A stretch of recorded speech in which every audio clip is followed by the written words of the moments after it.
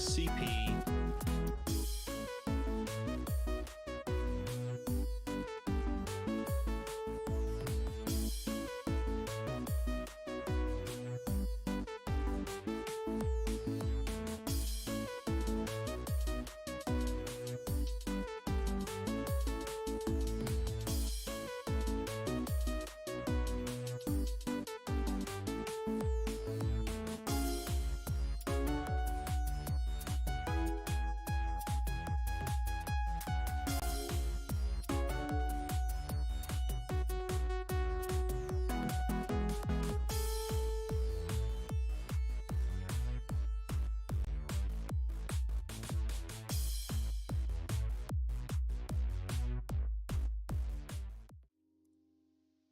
Hello everybody and welcome back to the Legit Weebs channel. My name is Xero, joined by my co-host, Cerby, and today will be the final stream of Horror Week. Welcome to the stream, Kokichi. Thank you for being here. But yeah, this is the final stream of Horror Week. We'll be doing some more SCP reactions. I think for the final stream, I'm just gonna relax, chill, and learn more about SCPs through the videos, because man, while playing Containment Breach is fun and all for you guys, making progress in that is quite slow. So yeah, today we're hoping to do SCP-5000, a little bit on the so-called Dr. Bright, no idea what that's about, and maybe a few more videos here and there. You sure you want to show him the most confusing SCP-5000? That's what I'm really curious to see, because he's picked up a bunch of SCP terms, and yeah, and I feel like you're no longer just like completely confused, but also SCP-5000 throws a lot at you. But it's one of my favorites. It's a very good one. So we'll see. We shall see. Maybe if it does confuse you too much, we'll have to do a revisit once you're deeper in. Oh my god, well, I mean, I guess Cerby does like to challenge my intelligence with pretty much anything that she suggests to me for some reason. So yeah, this is probably just par for the course for her. Intellectual things. I am so highbrow. I'm sure all of our subscribers will disagree. What? But alright. Sunshine is the most intellectual. Oh my god, don't even.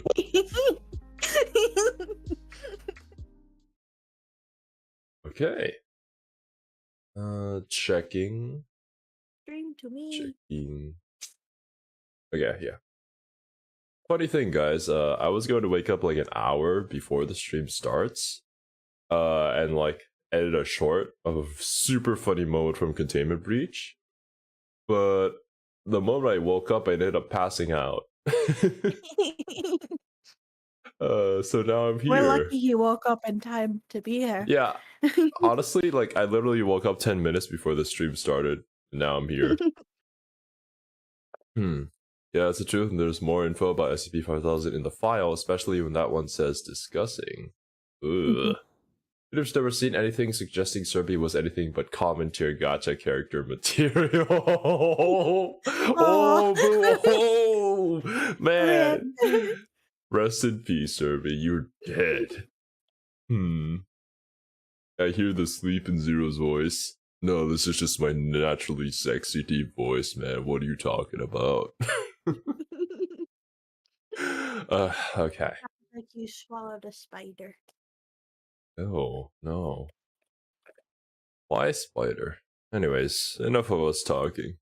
Let's learn about this confusing SCP. They crawl into your mouth while you sleep. No! SCP-5000! SCP-5000. Why? The SCP Foundation is an organization cemented in its goal of using its considerable resources and capabilities to protect humanity from the anomalous. One of the questions we'll be looking at today, however, I thought about it, but I feel like it'd be more fun for him to experience Dr. Bright knowing nothing about him, and then we'll learn about to destroy humanity. The other question is, of course, the one. Oh, maybe I should move the SCP-5000 thing up here. And that's why. What would or could corrupt an organization so completely that they would betray everything they once stood for? Strap yourselves in. The only other thing that I know about SCP-5000 is that it's connected to some zombie game? SCP Pandemic? Safe object class, kept in a standard storage unit. Kinda. The object in question is a mechanical suit, currently broken, with its internal schematics identifying it as an absolute exclusion harness, designed by none other than the SCP Foundation. Damn, Kokichi got no luck, suit, man. When functioning, would provide the wearer with a number of protective benefits, but currently it's only capable of basic file storage. It's the files contained in the suit's storage that we're really interested in. Files? The suit first appeared in a flash of light, probably not unlike a Terminator's entrance. Yo. The containment cell of SCP-579. 579 is a rather divisive SCP, since its entire description has been expunged from record. And the Foundation has pretty much given up on doing anything with it because it's incredibly dangerous. Whatever it is. Whatever it is, they don't even know. A mechanical suit created apparently by the Foundation appeared in a place they prefer to leave well enough alone. But there's more. The suit, upon arrival, contained the corpse of a man who apparently died from hitting the ground after a long fall.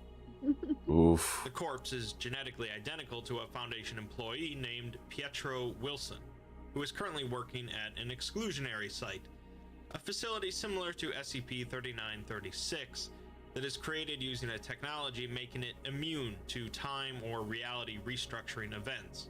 That's one hell of a technology, not gonna lie. To undergo some sort of drastic change that altered history or the reality of the planet, the personnel inside an exclusionary site wouldn't be affected, allowing them to make note of the changes.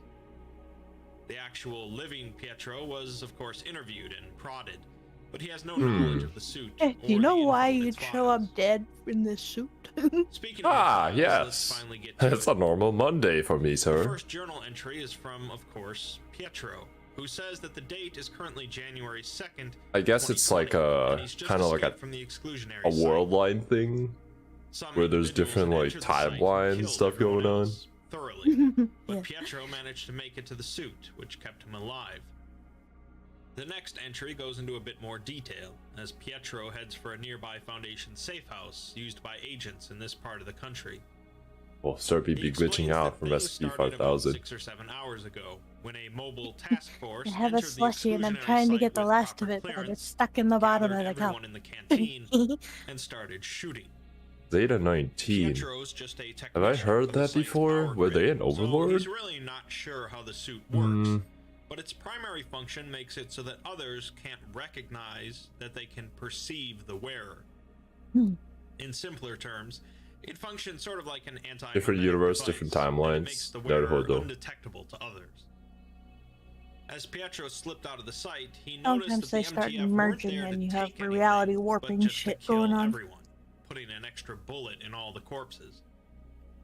Pietro thinks at this point that it's possible the MTF was actually a group of infiltrators from the Chaos Insurgency, deep undercover, and as he makes his way to the safe house, the Chaos Insurgency are the ones that want to kill all the SCPs, I'm thinking. Some teams to deal with them.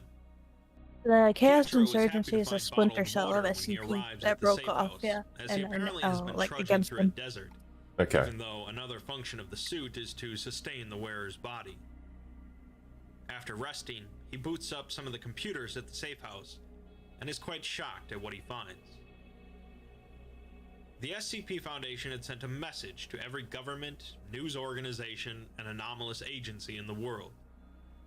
That alone would be pretty startling, but it's the content of the message that is really chilling. The message reads, "The following is a message composed via consensus of the O5 Council." Oh god damn. For those who are not currently aware Can the SCP Foundation not send it in night mode? Damn you, SCP Foundation. Centered around the containment and study of anomalous objects, entities, and other assorted phenomena. This mission was the focus of our organization for more than 100 years. Due to circumstances outside of our control, this directive has now changed. Our new mission will be the extermination of the human race. Oh, that's nice. Thank you, SCP Foundation. Right. The Foundation declared war on humanity. Yo, Better Detective. Welcome back to the stream. The big question, though, is why? And all they said on the matter was because of I agree with Corona. What the fuck? Since the Foundation are pretty much the spitting image of control, it's rather puzzling. But we'll get to that. With the Foundation beginning their war, actively using the I guess Cuckoo's part of the like chaos insurgency splinter cell over there. What exactly they're doing along the way. I'm going to have to explain a lot of other SCPs throughout this, so bear with me if you're already familiar with them. SCP-096 is an entity that relentlessly pursues anyone that sees its face until it slaughters them. The Foundation circulates a picture of its face on various social media platforms, causing it to tear across the globe until its photos were taken down.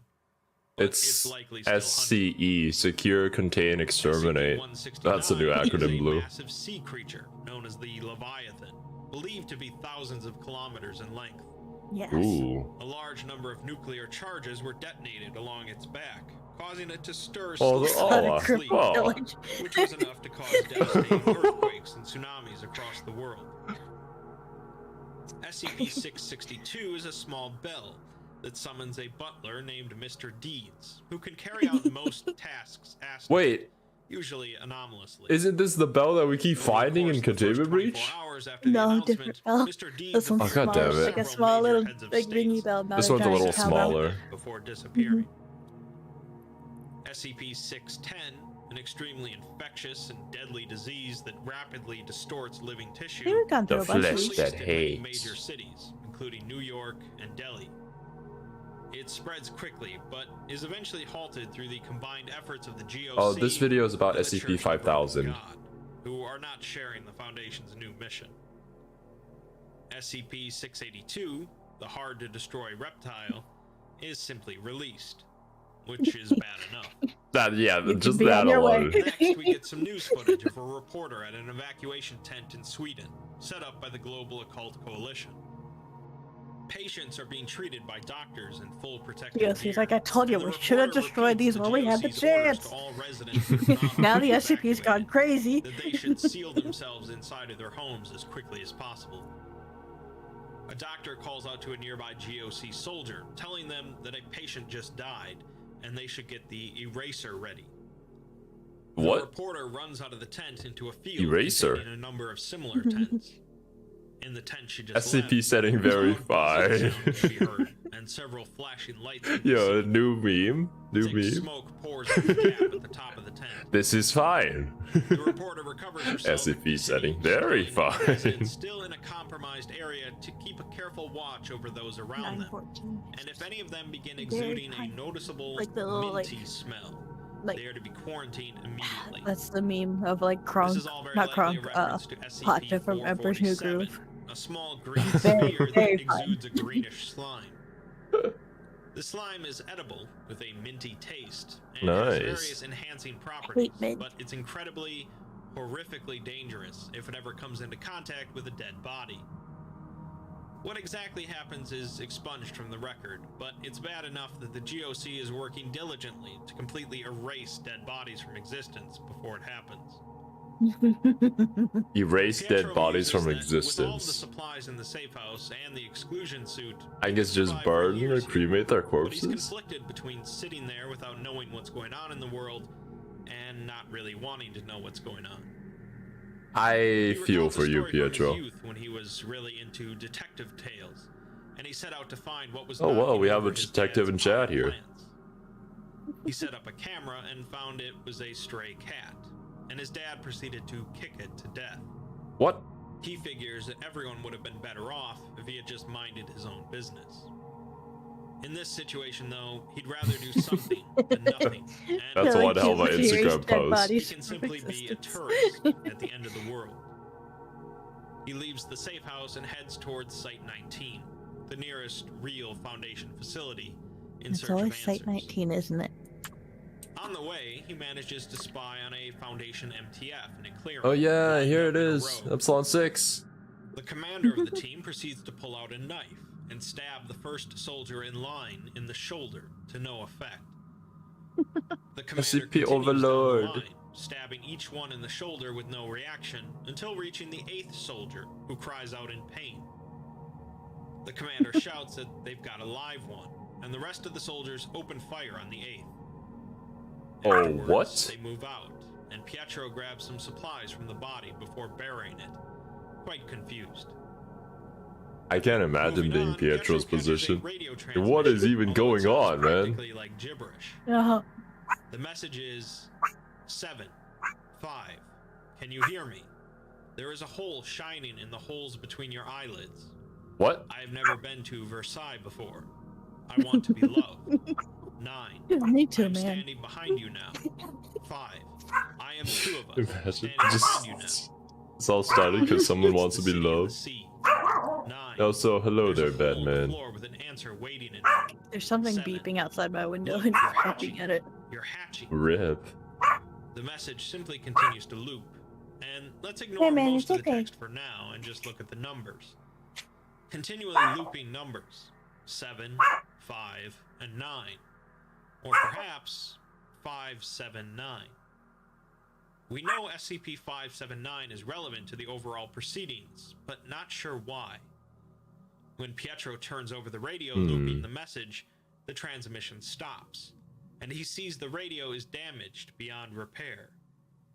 The plot thickens. I feel like we're kind of like jumping in the While walking timeline through a here. forest, This is like Pietro me jumping comments into the on how future of far like, no, Site-19 yes, I actually know is all from the the safe house. SCPs. But instead, because I You can't don't, risk using it's a like vehicle foreshadowing without now. being spotted. With the exclusion suit on, nothing can notice him, but something could come barreling through and collide with him unintentionally. He wonders why he's even going to Site-19, as rather than staying out of harm's way, he'll be jumping into the Viper's nest. Okay, so He concludes you are an that observer, more than but anything, the physical he world wants can still answers. interact with you if they bump into you. Finally, he arrives at Site-19, which is surprisingly Like, you're easy still to get there, into but with nothing the will really exclusion know suit you're there. And security in disrepair. So basically, you become person from Researchers are still Iruma. working at the site, though, discussing Yeah. how to achieve maximum human casualties, like it was what they've always been doing. That's an interesting Hey, man. image. Pietro comments that looking at their eyes, it seemed like some sort of human spark was missing from them, and wonders if they're even alive. He logs into the Foundation database and pieces together a basic timeline of events before they released their declaration of war on January 2nd, 2020. Huh. On December 16th, Well, I'm glad the that's O5 passed and Council marked a gone. project known as Numa as being of special interest. Project Numa was some sort of mass amnesticization program focused on the collective human unconsciousness, also called the psychospace. Yeah, The idea of amnestics the are psychospace when people is see that the humanity SCPs shares certain and they try to erase their structures in our memories from that, unconscious right? minds, like Just whenever they instincts. try to erase their memories for Apparently, the whatever Foundation reason. managed some sort of breakthrough in Yeah, they mapping use out this whole SCP-3000. psychospace for humanity, but Pietro can't see the specifics as they're redacted. The next day, the O5 Council puts something to a vote. It's with a XCOM. unanimous decision, and the Ethics Committee also completely agrees. Something tells me that doesn't Damn happen you, too Ethics often, Committee. but Pietro can't even see what the vote was about. On December 19th, a series of now redacted instructions were sent to all senior staff members and site directors across the Foundation. This is followed by a wave of both suicides and resignations, with Dr. Gears notably resigning from the organization. December 22nd sees a number of files sent out to all remaining senior staff and directors, with instructions to disseminate the files among the rest of their personnel. The files are accompanied by a message reading, Okay. "Harden your hearts," and all suicides and resignations cease after the files are spread. What? Well, I guess those are powerful, All uplifting communications words. in and out of Foundation sites are blocked, and the majority of human and human sympathetic anomalies are terminated. An assassination team is sent after Dr. Gears, but it's unclear if they were successful. Dr. Gears got out of January Dodge, man. 2nd, MTFs are sent to all exclusionary sites to execute all personnel, and then they declared war on humanity. Send a pic of Shy Guy to the internet. The O5 Council right after some sort Blue, of breakthrough you're a in madman. looking into humanity's unconscious minds. It's highly unlikely that what affected them was non-anomalous, and it was able to quickly spread through the Foundation. That part isn't too tricky to comprehend, but it gets a bit more confusing when pondering what exactly this infection wants, and why they would specifically go to kill the exclusionary site personnel instead of bringing them on their side. Pietro, of course, is also quite confused, but finds more information about various anomalies the Foundation has unleashed. SCP-1370 is a robot containing an artificial intelligence that is invariably hostile to everyone it encounters, promising them doom and destruction, despite being utterly harmless. I love him. I love him so much. Is put onto every television across the world, continually rambling about how he will soon take over the world. He's all talk. All talk. This one isn't too bad. That was SCP-1048. Oh no. Who can create incredibly hostile and incredibly violent copies of itself out of any material it can find. Helicopter footage shows hordes of bears rushing through the streets of Paris, with a massive red teddy bear in the distance. Oh my god, it actually still still says Mr. Fox's name in the stream redeem. The problem is that objects undergoing teleportation retain their orientation and velocity relative to the Earth, meaning that objects arriving at the other end come out at around 930 meters per second. The devices aren't incredibly useful to the Foundation because of this, but were kept on opposite ends of the Earth, in Colombia and Singapore. During this debacle, the Foundation moved the devices to the Atlantic Ocean to use as a rudimentary projectile system. They began launching objects at a secure GOC facility called Easy, designed to house humanity's survivors in the case of the end of the world. Pietro surmises that 1290 was just one of a large number of anomalies the Foundation was using to try and break into Ganzir, and wonders why they wouldn't just use missiles. SCP-1440 is an old man that continually walks the Earth and causes increasingly destructive events when nearby anything connected to humanity. Oh, poor dude. He's normally not contained by the Foundation, as they have no means of containing him, so they transport him to a number of different refugee camps to cause rapid devastation. Huh? It's most startling to note that 1440 seemed to have no effect on the Foundation personnel assigned to transport him, suggesting that they are now decidedly inhuman. Oh. SCP-1678 is a full-scale reconstruction of the city of London, located a kilometer underneath London. It seems to have been built for some sort of end-of-the-world scenario, and the Foundation has been keeping tabs on it. A city built under London. So you're telling me that it's the Chalice dungeons from Bloodborne, yeah? Eventually, the British Occult Service directs citizens of The London British down Occult underground, Service? since the Foundation purposefully made evacuation of the city impossible. Once 1678 This is just the reached its Undercity where capacity Levi with is from. refugees from London, the Foundation detonated a nuclear weapon they had left behind in the underground city. I can make so many references to different cities from shows that Cerby hasn't Pietro watched. says that it's been 3 months since his last entry. The files in that period have been deleted somehow, and even worse, Pietro himself has no memory of the last few months. Damn it, He Pietro. finds himself halfway across the country from Site 19. Scars on his body that he doesn't Cuckoo. recognize, a bandage wrapped around his head, and he's carrying a briefcase. The exclusion suit itself is not damaged, so he's not sure how he got injured, but he remarks that he wouldn't be surprised if he had accidentally walked off a cliff. He's not exactly The usual sure what's in things. the briefcase, but he knows for sure that it isn't round, and he needs to get it to SCP-579. Pietro is 579? carrying an SCP in that briefcase, in fact. SCP-055. That's all they know about it, is that it isn't round. I've mentioned this one before, primarily in my It's like a kid on Christmas Day trying to shake things in presents. Anti-memetic SCP. Anti-memetic? And see exactly what it is, but the knowledge pretty much instantly leaks out of their heads. The only thing the Foundation really knows for sure is that Memetic is kind of like the viral spread of ground. information. In other words, Pietro is carrying an unknown object. So no matter what, while they know what it is while observing it, they just kind of forget about it. This exact scenario has occurred before in SCP-2998, another subject I've covered in a video. In that ordeal, when a strange alien race took control of humanity, a Foundation agent takes 055 into 579's containment chamber, fitting a round peg into a square hole, as it were, which resets the timeline. What? Also, what's 579? Exact same maneuver, but isn't sure why. They're connected to each other. As he continues walking across the country, he remarks on how far the containment unit for 579 is from Site 19. So it's just a way to reset the timeline, huh? Yes. Which he isn't sure how he obtained. He's walked past thousands of corpses so far, including a child's in a house he was scavenging from. He thought at first the child had just been shot in the head, but when he went to bury him, he saw hundreds of pale worms wriggling underneath the boy's skin. They poured out of the body as soon as he touched them, and they all had the boy's face, laughing as they scurried into a drain.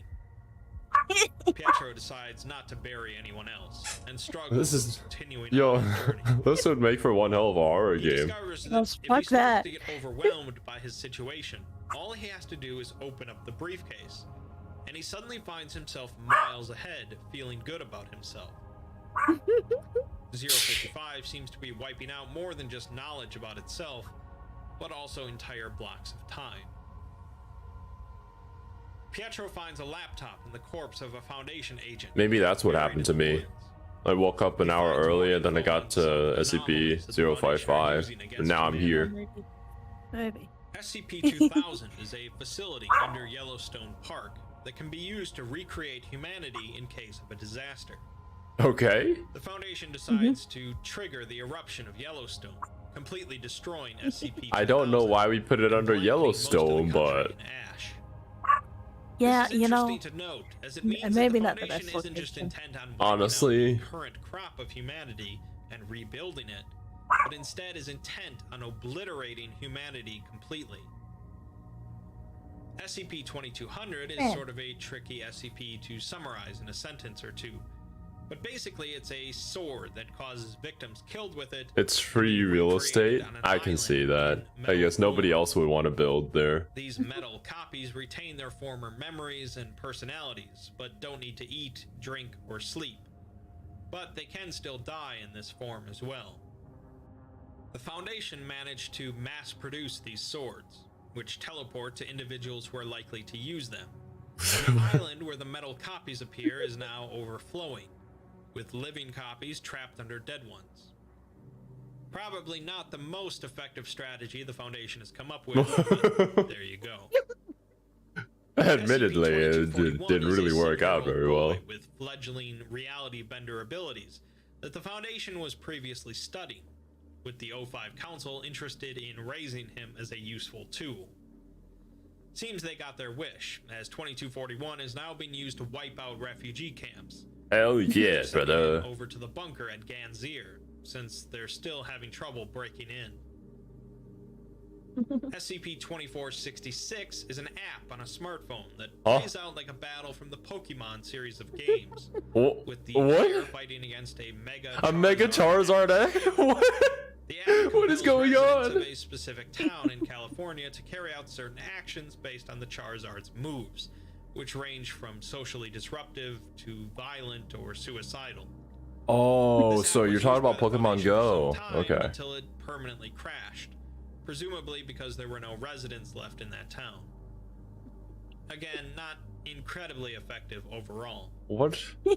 Why is this a thing? 2639 are 3 individuals who somehow got trapped in running the video game Quake, and are able to manifest occasionally in the real world for a short time, carrying out a deathmatch that is capable of destroying structures and killing non-participants. Since the individuals can't die, possess heavy firepower, and are exceptionally bored, the Foundation had previously recruited them as an MTF, sent into extreme situations requiring the elimination Hey, of man, hostile, they would make targets. incredible MTFs. The group of three were average teenagers and really didn't want to harm anyone. They just wanted to play Quake, man. Sent them into survivor communities and opposing groups to kill everyone present, telling them that they were monsters that have escaped from containment. The three soon figured this wasn't the case, and after a short time, have ceased all hostile activities for the Foundation's behalf. Oh, good on them, man. Pietro makes a journal entry about sitting near a campfire in his suit with a group of GOC soldiers who don't know that he's there.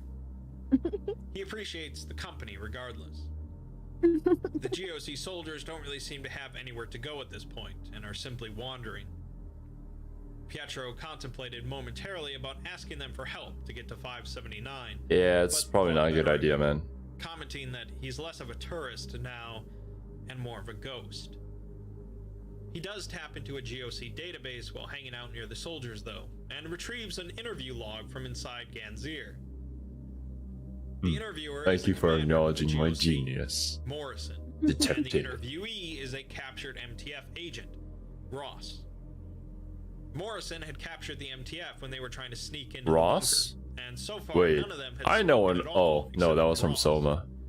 Ross says it's because they've met before, during a joint operation between the Foundation and the GOC a few years ago. Wait, they did joint When operations? they caught the MTF, they had been trying to sneak in with a group of refugees. If their Upon motives being align. noticed, the MTF opened fire into the crowds before I being see, captured. so they're Or like, if it's just that When asked dangerous. if he thinks if the it's SCP crazy, needs to be Ross destroyed, then even the simply laughed, Foundation works saying with that the are GOC. crazy as well, if they think they can do anything to stop the Foundation. When threatened with enhanced interrogation, Can improve on math? applying torture, Ross Thank laughs you. again and says they can do whatever they I want, realized that as since well. He's not afraid after realizing that you're not supposed to feel pain. Morrison asks what he means, and Ross hesitates, telling him that he wouldn't want him to say.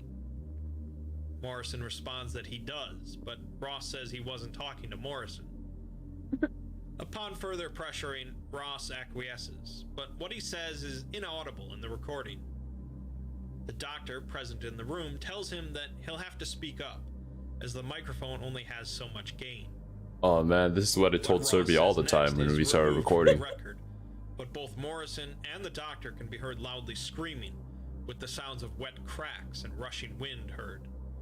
What cracks and Says rushing they'd done this wind? to themselves, and he had warned them. He really liked them, so he was trying to be nice. He remarks that they fight in the light, so you can die in the dark. I am This is a twist on Batman. a common Foundation motto: we die in the dark, so you can live in the light. The log ends with Ross calling them disgusting, and Pietro notes that right after this, some Red letters, emergency which is a resulted in link. the destruction of Ganzir. The latter part of this interview Uh-oh. log is pretty important, as it is very similar to another interview log, the one with SCP-682. Your favorite SCP is the hard to IKEA. destroy reptile. I haven't really talked about It's a fun 682 one, for much, sure. but its primary feature of being practically impossible to destroy isn't really important. Where's What is SCP-999? important is its hatred of all life. In an interview We need log him with over here, 682, man. After it finished slaughtering some farmers, it's reluctant to speak. It mumbles something incomprehensible, so the doctor present remarks that the microphone only has so much gain, and it needs to be moved closer. Okay. While mauling the D-Class's body, who is tasked with moving the microphone, 682 is heard saying that they were disgusting. Oh, they terminated. Oh yeah, Isn't a they. coincidence, and we're definitely going to You know, delve further into this I don't later, think it's but just impossible take to note kill of it for now. SCP-999. Pietro makes another entry discussing how it's even harder to keep They locked him going up after now what they that the GOC are found. pretty much wiped No. out, as there seems to be even less hope left now. Dude, it's Pietro's kind of the stopped end of the eating and world at drinking this point. since the suit can sustain him anyways, and the Foundation has been spreading any number of weird viruses across the globe. Yeah, bruh. He's seen How are you even corpses in supposed to pretty much fight every that? condition imaginable, including walking around. He still occasionally opens the briefcase, but it isn't working as well as before, as he isn't jumping ahead as much. Peanut and will doesn't save feel us all. great afterwards. He ponders if he's growing numb to it, and wonders why he's Screw even going that, to man. 579. We get info on a few more SCPs being used by the Foundation. But yeah, like the SCP Foundation will be incredibly powerful because they have so many of these like world-ending SCPs that they could like make use of if they really wanted to get rid of people. But the Foundation quickly spread thousands of copies of 3078 until The troopers like, we must save the internet. Shit, they are using the internet against us. 3179 is a highly intelligent liquid metal alien capable of expanding its mass, altering its form, and creating smaller entities that can act autonomously. It was originally found by a branch of the Church of the Broken God, who believed it to be sent by their deity, but after discovering it to be invariably hostile, they managed to contain it and hand it over to the Foundation. You know, this After was not being for us. released, it sparked a bit of civil war in It's the too church, much for us. as they're divided on whether or not it's actually It's like their a deity. crazy ex-girlfriend. Either Can't way, we it's just now continually get rid of pumping it for out us, what are please? essentially Terminators. Terminators? SCP-3199 are large, hostile humanoid These entities guys that are so weird. continually lay extremely durable eggs containing more of their species. This guy actually looks like one of the yokai that killed us quite a lot during Liquefying internal Yomawari. organs and bones, Weird and feeding the chicken corpses shape. to their young. This one didn't require much creativity, as the Foundation has just been airdropping the eggs around the world. It's nice and simple, Pietro yeah. keeps moving, a bit slower than before as he's losing motivation. He's Alright, been seeing see you in a increasingly bit, strange detective. things in the world, including what he calls blinkers, which he's pretty sure were created by the Foundation somehow. Blinkers. They're statues of MTF soldiers with empty sockets for eyes and arms carved into blades. If you look at What? them, nothing happens, but if you look away, they rapidly move and kill you. Somehow, the Foundation managed to turn MTF soldiers into copies At of 17 yeah, SCP-173. exactly. They It's don't kill Peanut. Pietro when he stops looking at them, but they do stop when he is looking. So he figures eventually they'll start swinging just to try and hit him. So he avoids them. Like someone's here The other looking thing at he us. sees a lot weirder. They A can just person feel it. stretched out on the horizon, like a bad Photoshop effect. Oh. The person's body was stretched from the ground up to the clouds, with gaps in space around its body like wings, and it just seemed to be floating. The Foundation seemed to be fighting this anomaly, and Pietro thinks about going to talk to them as they might not be affected by what's going on, but decides not to risk it. He leaves another journal entry lamenting that he saw a kid die today and could have helped her, but didn't. We get our last couple of entries about anomalies the Foundation are using.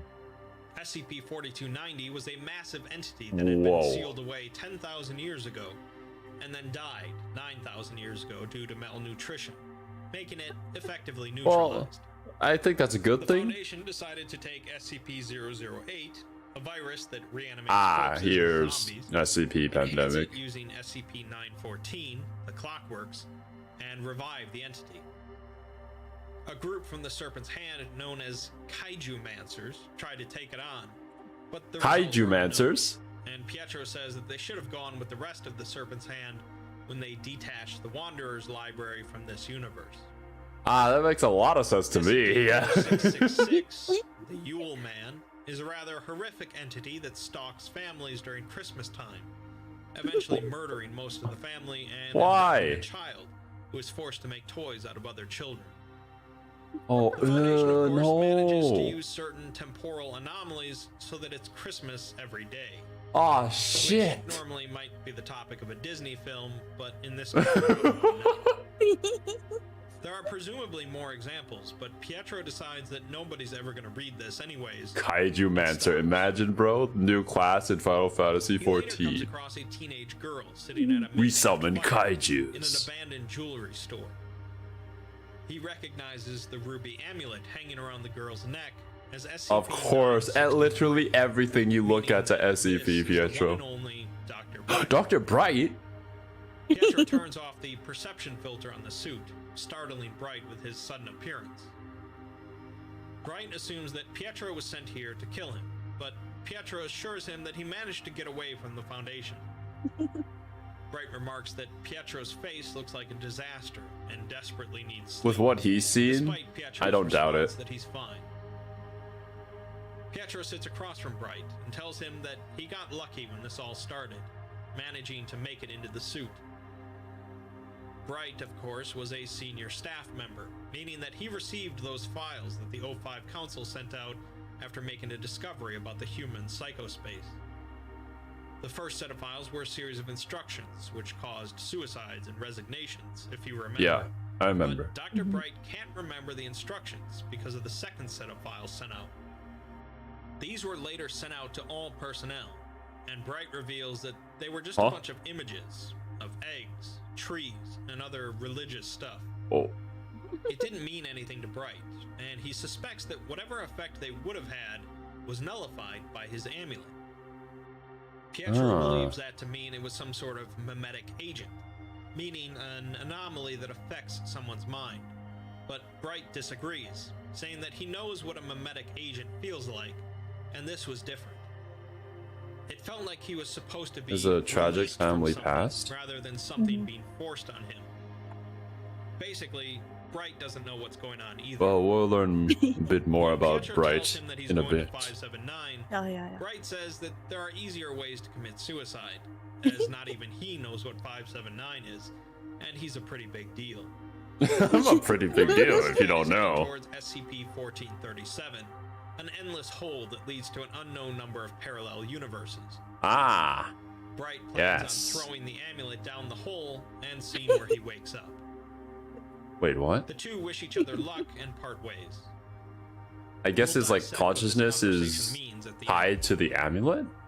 Pretty much. More files got deleted, and Pietro is now standing outside of the site containing SCP-579.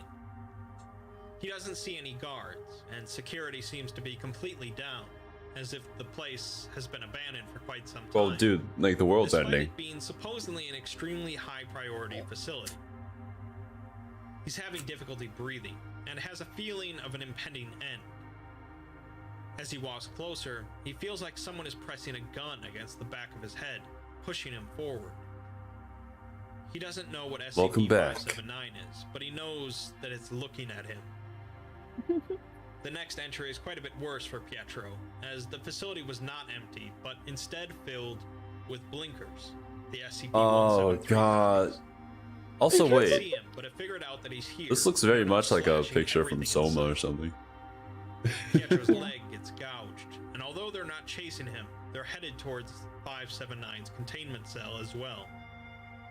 Pietro makes it there first, sealing the door behind him as they But yeah, that would make one hell of a game, man. There are a number of instruments monitoring 579, but even without them, he knows that 579 is here because he can feel it.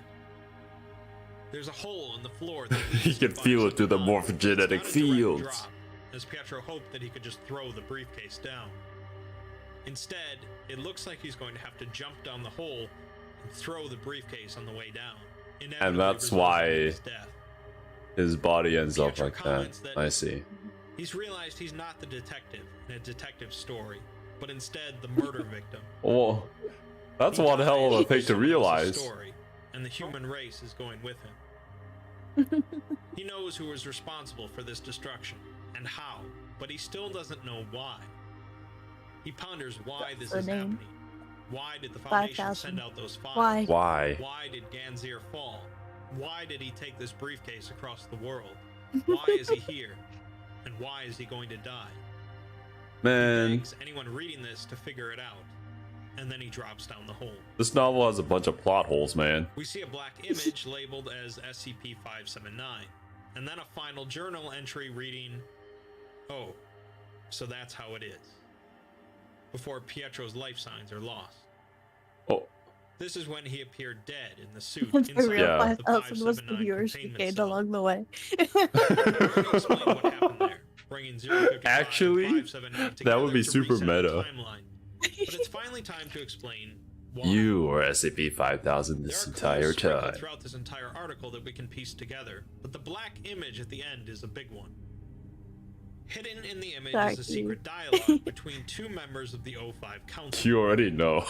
One is looking at a document with shaking hands, asking if this is confirmed, The other nods, saying that they got the report from Numa staff yesterday. It's everyone, even the council.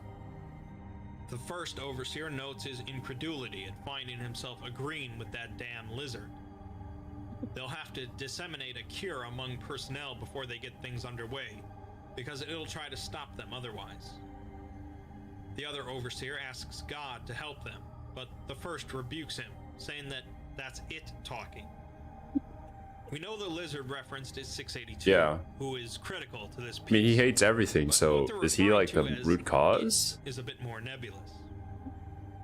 Let's go back to Project Numa, which discovered something rather startling in the human psychospace. Yeah, it did start from that, right? This means Before that they sent out all the instructions to the intrinsically other present SCP in the members. unconscious minds of every human, and it was startling enough to cause the Foundation to want to wipe out humanity. What's more, this discovery led the O5 Council to agree with SCP-682, who despises all life. The Council spread a series of instructions to their senior staff members, which we don't get to know about, but it did lead many of them to what kill exactly themselves is or it? resign. This likely means that they were informed of what was about to happen to the world, but weren't mentally altered just yet. This happened with the second set of files, which were spread across most of the Foundation, immediately ceasing all suicides and resignations, because now everyone was fully committed to wiping out humanity. While some would believe this to be a mimetic agent that forcibly altered the Foundation's thinking, Bright confirms that it was not. In other words, instead of planting new code into a person's brain, whatever was in the second set of files released something in their brains, allowing them to see what was in the psychospace that makes humanity disgusting. Essentially, what they were released from was humanity, becoming outsiders like 682. This process involved a completely different way of thinking on multiple levels, as for one, they no longer felt pain, as shown in the stabbing test. Yeah. And two, they were no longer with the considered village part of idiots. humanity, as shown by SCP-1440, which destroys anything nearby connected to humanity. Dr. Bright Imagine being the old man though. You just walk and everyone around you just horribly dies. Immortal, which already disconnects him from humanity. It's interesting that the project that discovered all this was known as Numa, which is an ancient Greek word meaning breath, but is also used in religious context to mean spirit or soul. Pneumatology is the study of the Holy Spirit, an aspect of God that makes up the Holy Trinity. The it referred to before by the O5s The human soul. human soul, an essential So part like, of what oh yeah, makes all us humans human. have souls, therefore we need to The destroy them researchers all? that What? Pietro came across in Site 19 were missing a spark from their eyes, perhaps suggesting that they no longer possessed a soul. That's what it seems like, man. It's also interesting that the GOC's fortress was named Ganzir, after a palace in the Sumerian underworld where the goddess Ereshkigal ruled over the dead. The Ereshkigal that I Those that know is still a had souls, super hot the girl from refugees, were allowed to enter FGO. Ganzir. Those without them, the Foundation agents, relentlessly worked to break in. Ganzir finally fell because the soulless came inside. Yo, Perhaps the Blue. strange figure that the Foundation was fighting was indeed the Holy Spirit, who helped guide Pietro towards the end goal so that humanity could be saved. Perhaps I'm Of course I am. overthinking it, but since the theme of the SCP I am 5000 contest a was gentleman mystery, of culture. it's fitting that the winner would be so incredibly mysterious. Regardless of what it all means, SCP-5000 is a fascinating tale of one man wandering like a ghost through the end of the world, as the SCP Foundation tears it apart. I'm telling you, it would make one hell of In a the horror end, game. It doesn't really matter Yeah, to find all so the many answers to the SCPs question, would. Why? As there will always be more questions. One of those questions might be, if this all happened once, why can't it happen again? No, don't ask that question. Don't bring it into existence. Stop. Oh, God. You said invaded, right? Might be one of the last times that happens. Right. Don't say that. It must be worse for you. That's what everyone says after they find out something they don't like. Jesus Christ. It's not something that can be hashed out in a few hours, man. Can you be quiet for a minute? Of course I can't. No, not yet. The feeling of being invaded. Why not? Don't say that. Don't even talk about it. We should have left well enough alone. I keep thinking, like, it would be better to end it all. Not with what we found. How long are they gonna take? But it's not like that. Everything I am. You know what they'll say. It is me. It's over. I'll take time. You're germophobic, right? Did you get a reply? We should have looked. You too. I doubt anyone's going to be talking about anything else anymore. I feel sick. What? These strings of sentences don't connect. What? What? Understanding very limited. Oh, oh man. Oh, SCP. Oh, I've heard about that one. Let's see. I like the video, as I always do. They did change the subscribe button to this, so it's a little harder to find. Strange. You've become rounded 2-0. Yeah. Still waiting for like them to separate the videos and the live streams though. That came next. The SCP universe is a lot more freaking terrifying when the Foundation goes evil. What could corrupt an organization so completely that they would betray everything they once stood for? Disney. First time. Oh, rip. Oh my god, HP Lovecraft commented, when Dr. Bright doesn't know what's going on, shit is real? Holy shit, HP Lovecraft here too? Oh man. Imagine if 5000 was an actual original timeline where 2020 was way worse. Then after the reboot, this 2020 was the best route we got. I don't... Fuck, man. I can only imagine what must have been going through 682's mind at the time. So let me get it straight. You're releasing me from containment. Yes. And allowing me to destroy anything I so wish. Yes. And you're doing the same with all other creatures in Foundation custody? Yes. I'm not sure how I feel about this. Yo. I feel like someone who just discovered Pokemon or anime. I have literally thousands of these videos to watch. Yo, same. I mean, this is kind of the feeling that I got like more recently when I started playing SMT. Man, like there's so much to learn. Right.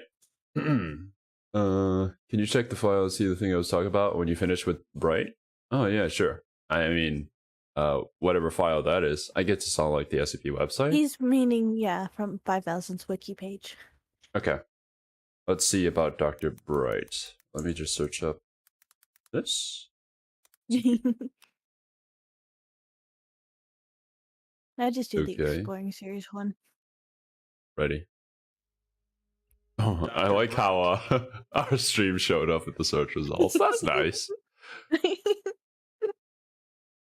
Right. Throughout this series, we've discussed monsters, aliens, phenomena. He looks like a nice guy. Scenarios and multiple shadowy organizations. But we haven't really talked about the specific people that work for those organizations. Most of the material you read about a group such as the SCP Foundation contains scores of faceless doctors, agents, and D-class personnel. But there are sometimes notable individuals.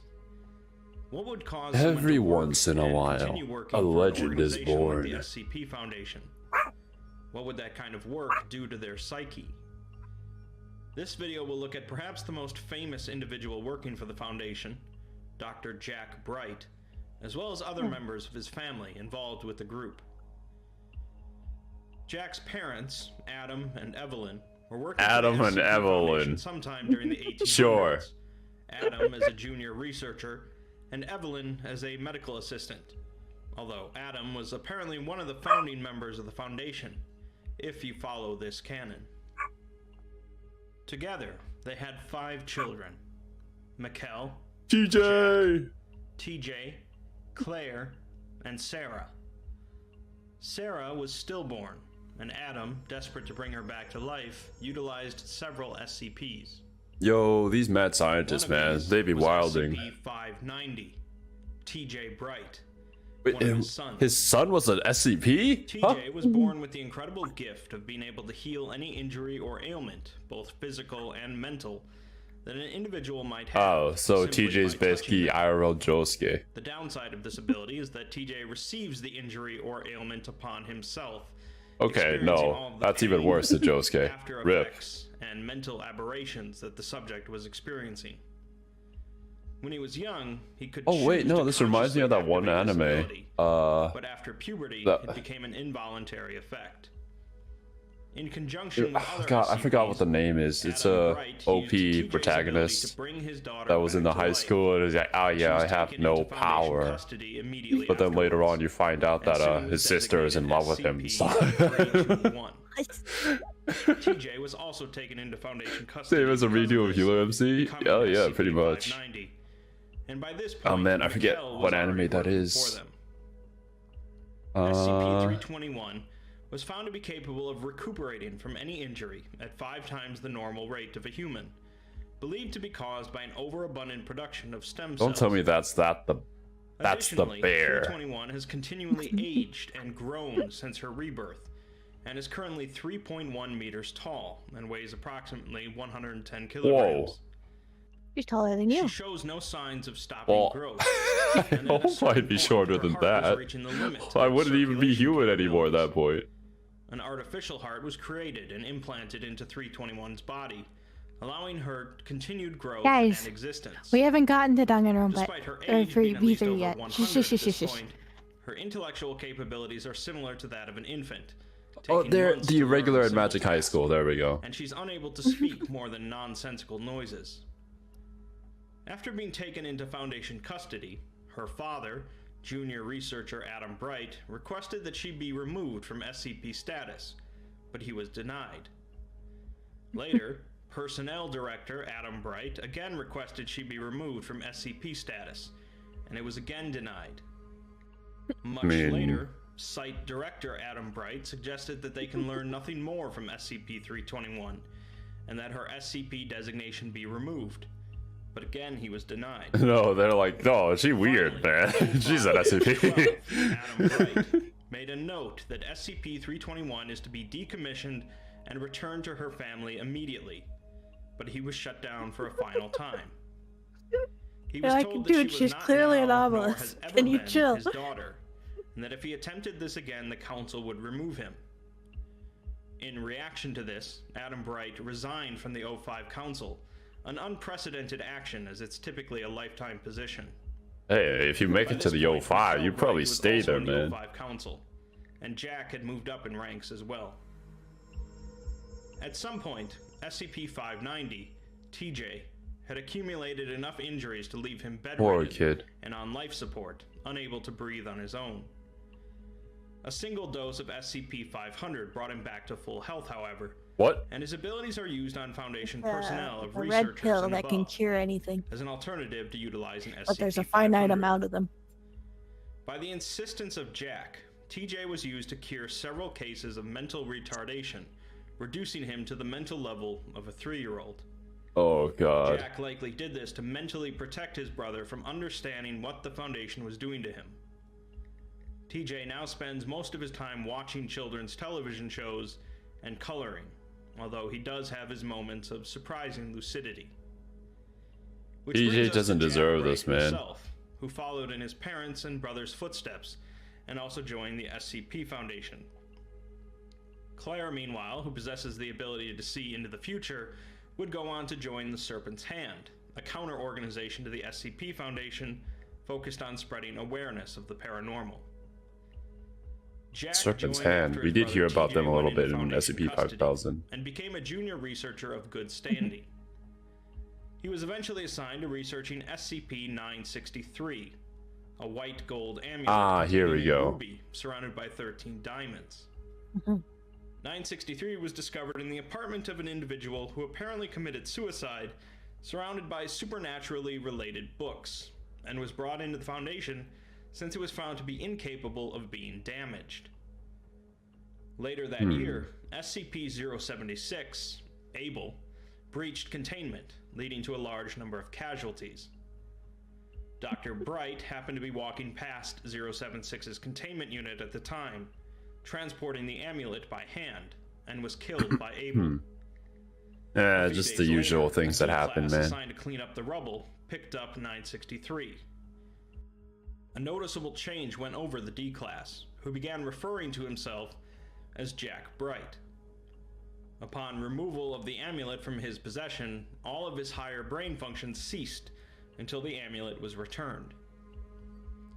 Apparently, the individual that created the amulet hoped to gain immortality by binding his soul to the amulet so that he could possess whomever Why do touched it. people want immortality so bad? Due to the simple fact that he killed himself to initiate it, rather than being killed by some other force.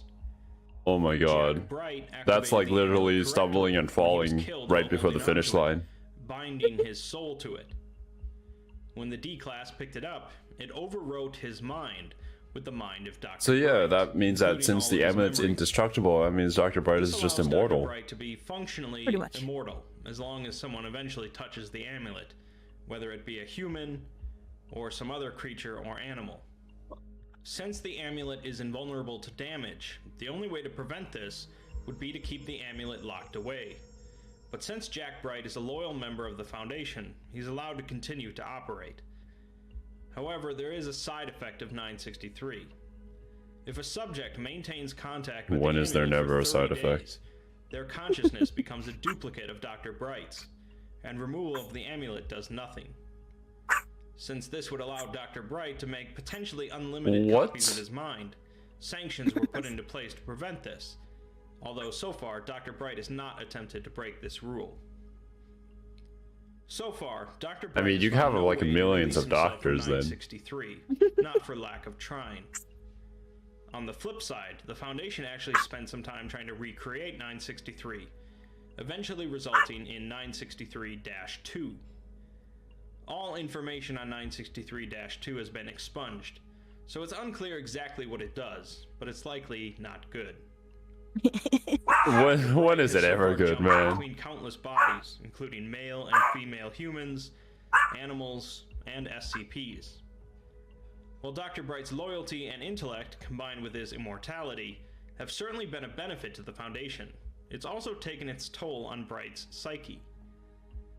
A tale that demonstrates some of the consequences of 963 is the executions of Dr. Bright, although keeping in mind it does take place in the Broken Masquerade canon, where information about anomalies is public. Okay. Bright is part of a team operating in the Middle East, where they are suddenly captured by armed terrorists. They possess knowledge of Bright and 963, and proceeded to kill the team one by one. However, they started with Bright, and then put the amulet on another member of the team, so that they were holy killing shit. Bright each time. What do you have against Dr. Bright? Horror, as their associated minds were wiped and they were killed. The tale gives us a sense of how much Bright resents his condition, and in turn grows to hate himself. A consistent theme across a number of tales is Bright's deep-seated desire for release from 963 and his inability to do so. The tale Code Brown describes a Bright family reunion that occurs because of Claire's death while working for the Serpent's Hand. We see that the Bright family is large, including children, I'm not questioning. I'm just and so on. afraid that you guys are going to spoil none me. of them seem to get along very well. Mikkel seems to have fathered a large number of children in his younger days, now collectively known as the Unnumbered Brood. The Unnumbered Brood? His mother also makes an appearance. That's and is one said hell of to a way to sometimes refer be to your referred children, to as man. the Mother of Monsters, as she apparently spends her time creating creatures. It's clear that the Bright family is not a typical one, each with their gifts and quirks. Dr. Bright has developed a reputation over the years of being eccentric, to say the least, but it's fair to say that he hasn't had the most normal of lives. Between the tragedies associated with his family and his own unfortunate situation, Jack has suffered more than any one person I mean, should. can your He ultimately believes life in the be Foundation's normal if methods you're and goals, working for the despite what it has done Foundation? to him and his family, If your whole and family's continues to tied work to for it. them, Yeah. becoming the site Yeah. director of a number of sites. He so far has not reached the rank of 05, perhaps due to his mental state, or perhaps because the Council would rather not have what is technically an SCP sitting amongst them. I hope that this video has provided some greater degree of insight into the backstory of Dr. Bright, who is certainly not a normal member of the Foundation, but is nonetheless an integral part of it.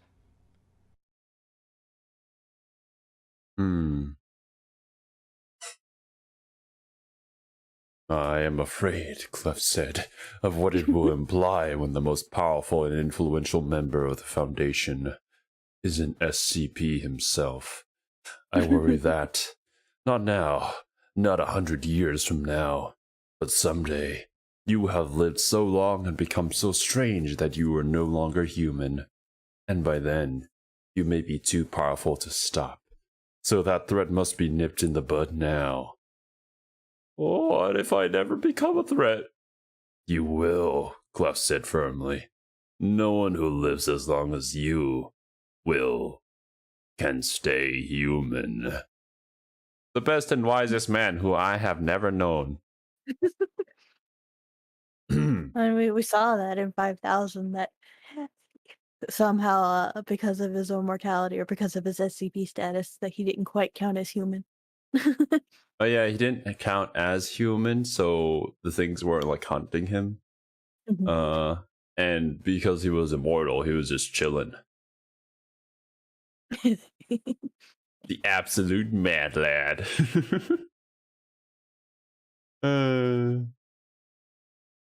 Alright. Oh, there's the video on Dr. Clef in the recommended. Oh, Dr. Clef. Should we look at that? Jump to that one. Yeah. Why not? Yeah. Dr. Clef. We've already taken a look at one of the more well-known I don't know that I want to hop into that video, Detective. It's Dr. Bright. it's a long But one. an organization as large and as strange as the Foundation is bound to have kinda more than overly one silly. unusual individual It's not working really for my it. favorite interpretation of Dr. Dr. Bright. Alto Clef is in many ways even Maybe more another unusual time. than Dr. Bright, but overall It's doesn't definitely have a quite the popular same video. infamous reputation. Various stories and tales about Dr. Clef go back a good number of years, and it can be difficult to paint a cohesive picture of the character. I'll attempt to provide a small summary of some of Dr. Clef's more notable interactions and potential bits of his history, but keep in mind there are a great number of stories being left out of this summary. To begin with, Dr. Clef's backstory is among the most mysterious things in the SCP universe, which is saying quite a bit, mostly due to the fact that Clef has a reputation for being a notorious liar. God damn The it. most common element of his backstory, though, is that prior to becoming a doctor working for the SCP Why do we gotta have Foundation, Danganronpa characters in the he actually SCP universe, worked for the man? Occult Coalition as a field agent. According to his GOC personnel file, he was recruited to the GOC in 1981 as Agent Ukulele, and had his first confirmed kill a year later, taking down something called the Hillsborough Beast, despite severe losses to his team, earning him the Silver Aegis Commendation. In 1986, though, he was tasked with containing something referred to as xenobiological hemorrhagic prion, some sort of alien disease, which he failed to do, xenomorphs. resulting in an unknown amount of deaths. RIP. Afterwards, he went on a sabbatical from work until 1989, when he was promoted to a special operative. In the 90s, he had a confirmed kill on something called the Goddess, but was unable to confirm a kill on a related entity called the Daughter. We'll get back to that in a minute. Yes, please In the do. 2000s, You're just like, oh confirmed his yeah, he 99th killed something kill of a threat known as entity the and Goddess. asked to retire from active duty, which was granted.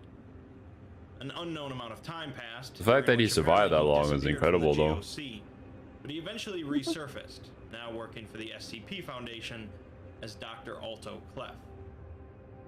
His personnel file also mentions his aptitude with various Oh my god, Kiwi firearms, hates this. demolitions, and vehicle handling.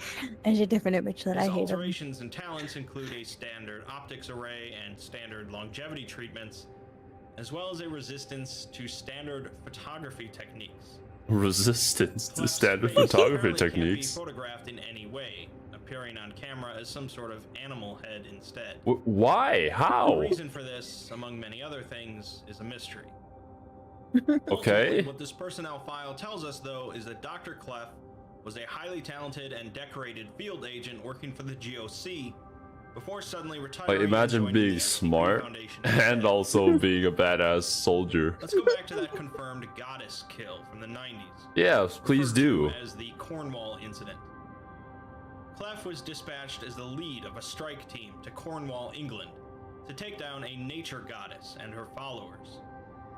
The goddess was intent on completing some sort of magical ritual that would revert humanity back to a pre-industrial state. The strike team completed SpongeBob the mission series by successfully, Alex Bale. Clef No, I have himself not. pulling the trigger on the goddess. But the mission log notes that there was no confirmation on the death of the daughter of the goddess. These damn goddesses, man. Trying to revert us back to the Stone Age. The daughter, but chose not to, instead taking her to a local convent with ties to the GOC. The intent was for her to grow up unaware of her nature, the anime living a normal girl. life. But years later, she inadvertently caused the death of a bystander. The GOC swooped in and marked her for termination, as is their nature. But Clef intervened. No, you shall Although not retired kill from this active anime duty, girl. He still had connections and managed to take the girl away, bringing her to the one organization with the capability to protect her. The SCP Foundation. The SCP Foundation. Mhm. Unaware to most, however, is that Clef met that nature goddess a number of years ago, when he was much younger. Wait, He had been lost in the woods. Don't and met tell a girl me. With antlers in her hair and hooves for feet. you guys The know what daughter, I'm as you thinking here. guessed, is Of course. He hoped to give her a normal life, keep her existence somewhat a secret in the convent, but it wasn't to be. He then Damn, brought her to the well, foundation, dude and shot shortly his after, left the GOC daughter's and joined the foundation to be closer Mother, to her. like, straight off, okay? Within the SCP Foundation, the daughter is listed as SCP The teenage suck- 166. Hmm. The teenage I think she's been succubus. renamed to the teenage Gaia. I could be wrong. 166's primary anomalous property activates when viewed by any human male, which causes 100% of them to attempt immediate sexual contact. Ah, so an This can anime often girl. lead to an obsession after being removed from 166's presence. Also, why are you blushing, Generally Cerby? requires It's kind of She's renamed weird. to the to teenage cease. Gaia.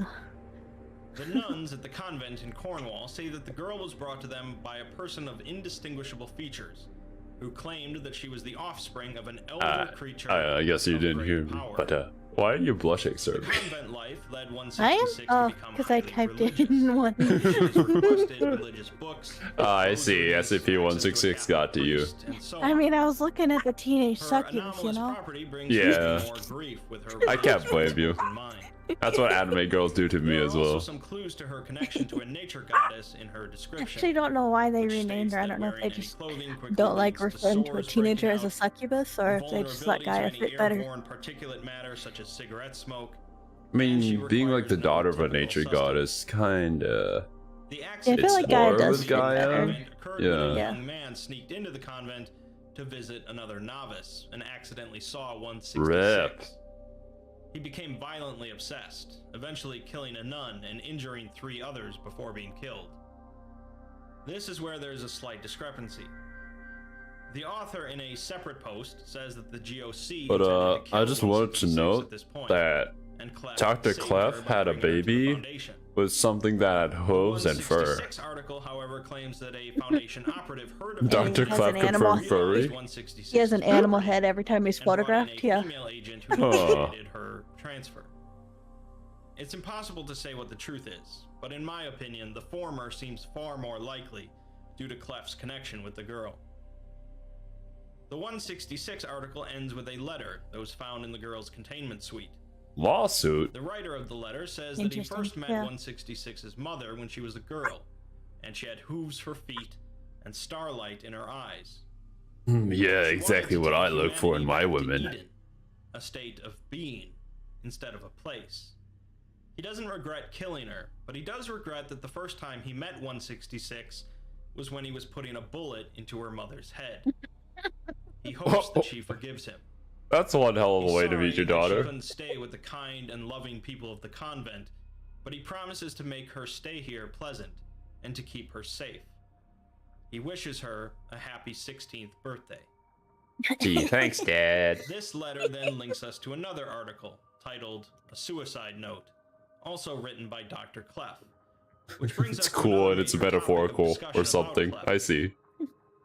The note begins with Clef stating his intention to kill himself, although he's unsure if he can even die.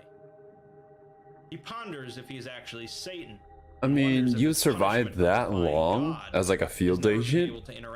I don't think you can die. We learn that rather than being a reality bender, Clef is a reality anchor, or claims to be. He can't see ghosts, or things that qualify as deities, demons, or anything else from outside of our universe, and they can't see him either. He can't be affected by reality benders, although he can touch them. He can't operate any anomalous machinery. Interesting. And he can't walk into any alternate universe. He basically is immune to getting isekai'd. All of these things. Yes, quite literally. He says he's only been able to interact with 3 anomalies in his life. All of them female. Yeah. First was the love of his life, and he was told to kill her by the GOC. Rip. He refused and ran from the GOC and pledged his services to the Foundation if they provided amnesty for her. He's not referring to 166 here, so this somewhat contradicts what we've previously heard. He interjects to talk about the first reality bender he killed, a 12-year-old girl that brought her doll to life because she was lonely and needed a friend. And I knew that there was some over with a car. difficulties going on. Like the second anomaly he interacted with was his daughter, 166, known to him as Epon. Epon? He's of course immune to her. If you add an A to that, it becomes Epona. He knew she was his daughter the instant he saw her, as she has her mother's eyes. She's being held against her will for the simple reason that she was born, and she doesn't deserve it. The third anomaly he's interacted with is SCP-239, who he refers to as Sigaros. Let's pivot then before we come back to that suicide note, and discuss SCP-239, as the interaction between her and Clef is rather notable. SCP-239 is a young girl with shimmering eyes, who is capable of doing anything she expresses a will to do. If that sounds rather powerful, that's because it is. So... she is, for all intents and purposes, a reality bender. Ah, okay, so she's Haruhi Suzumiya. So far, she only affects things that she can see. Yeah. In fact, her power seems to only be limited by her youth and innocence. The Foundation told 239 that she was a witch, only capable of using her abilities. That's a nice thing to say. A pre-approved list of spells created by the Foundation. I mean, hey, at least they're trying, right? 239's self-preservation instincts still make her incredibly dangerous, however. And indeed, she first came to the Foundation's attention 3 hours after she was born. That's quick. Destroyed by an unexplained explosion. Rip. She was found as the only survivor amidst the rubble. Despite the witch plan preventing escape attempts and curtailing her from developing her abilities on her own, Clef still submits a proposal for 239's termination. He proposes that since 239's skin is typically impenetrable due to her abilities, a piercing element be constructed with SCP-148. 148 is an anomalous metallic substance normally capable of hindering mind-affecting properties of nearby organisms, but also has been shown to be capable of penetrating 239's skin. Clef mentions that one of the dangers of this procedure is that 239 will wake up and perceive the operative as a friend, changing reality to match. Oh god. Since he himself is immune to her effects, he volunteers for the operation. This leads us to the log for Incident 239-B, detailing Clef's attempt. This is a rather lengthy log, so I'll be keeping just the important bits.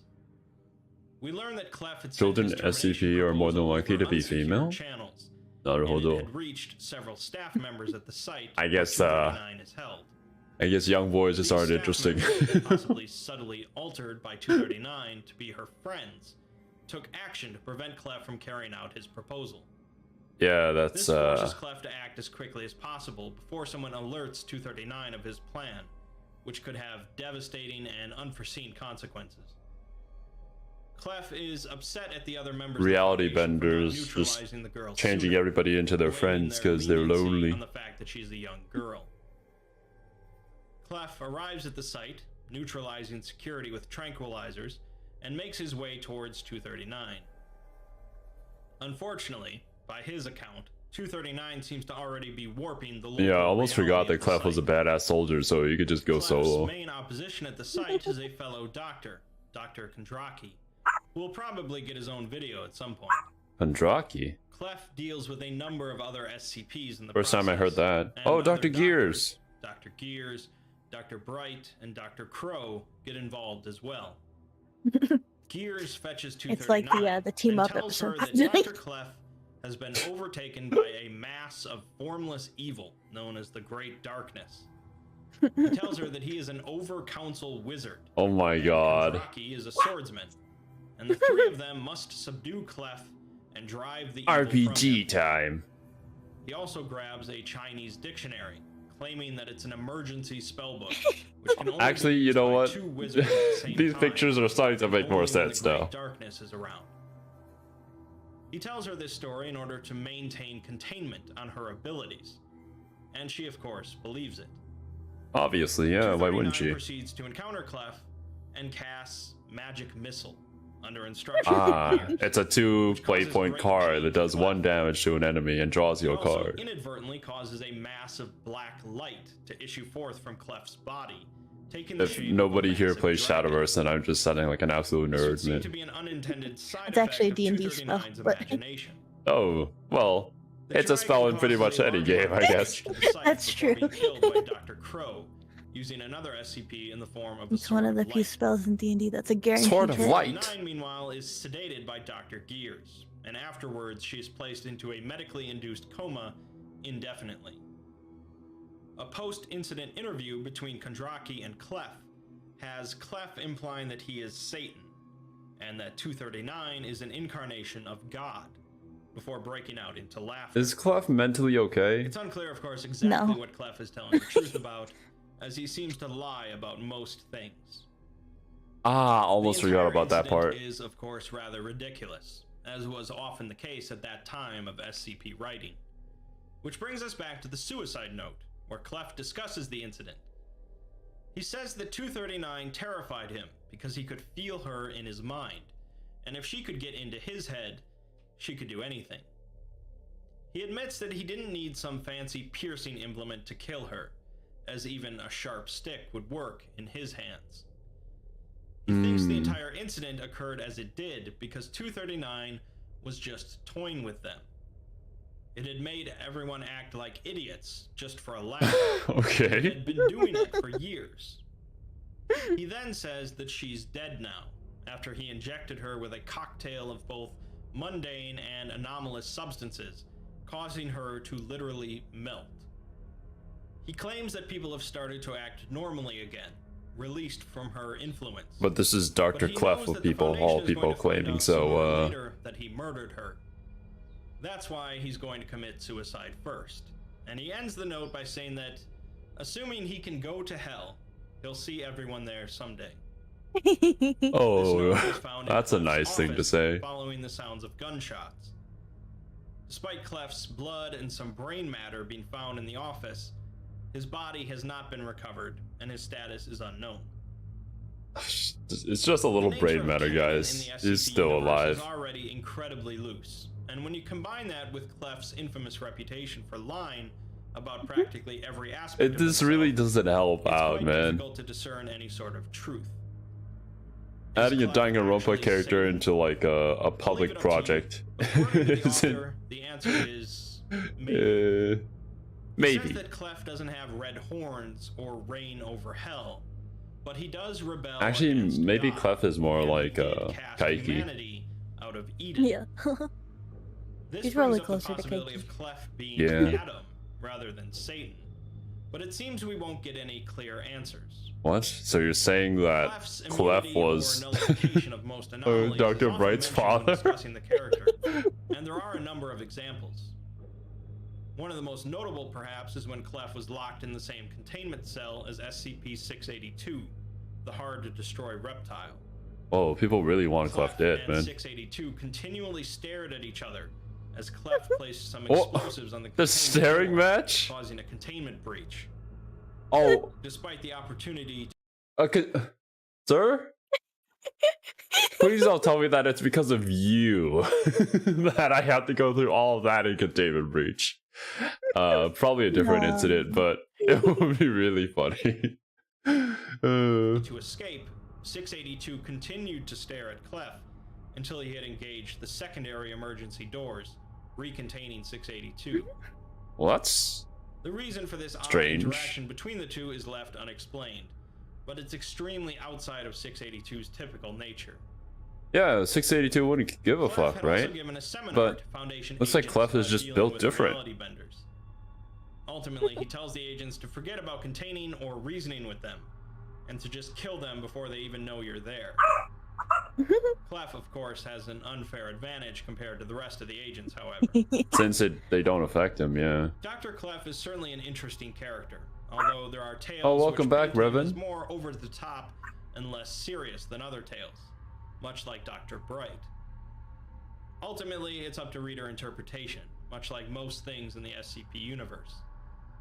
Self-insert characters walk a fine line between being interesting and being gratuitous.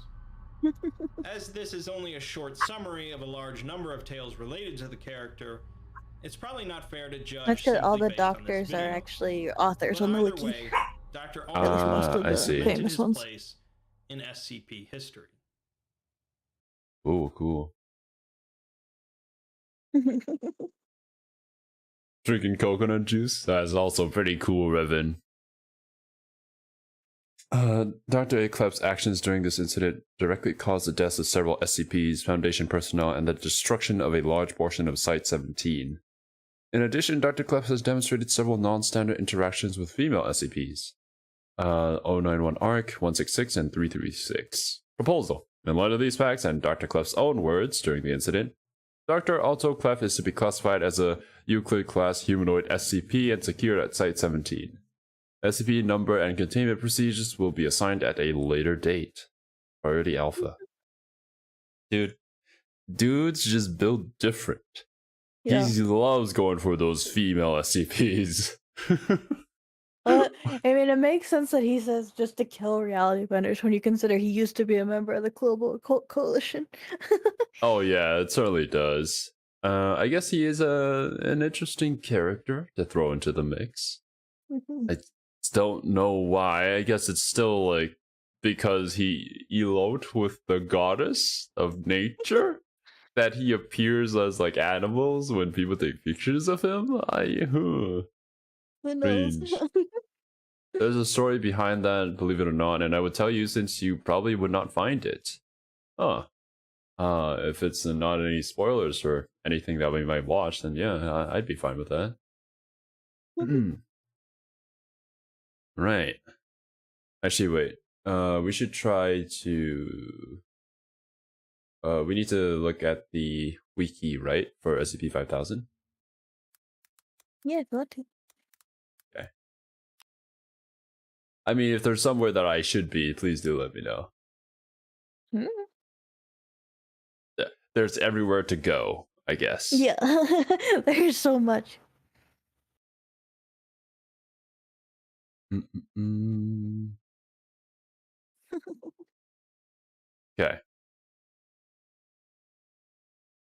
The GOC are the main reason as for why the breach happened? Oh, we're talking about containment breach? Yeah. Oh, makes sense. The game, the first one. Yeah. Okay. Kept in a deactivated save within a standard storage, Site 22. Store on a secure server, backups, non-functional mechanical suit identified. Yeah. And pass means that it's currently only capable of basic file storage for a record of files contained within SCP-5000 upon recovery. See Archive 5001. SCP-579's containment. Oh yeah, we learned about this. BHO is currently deployed at exclusionary most of what site. Exploring Series said was from the wiki. What exactly was Detective asking us for? The journal entries? No, we did read. Holy shit! Fuck me. I don't know 912 off the top of my head. Relevant anomalies. Oh yeah, it's face circulated on social media platforms. RIP.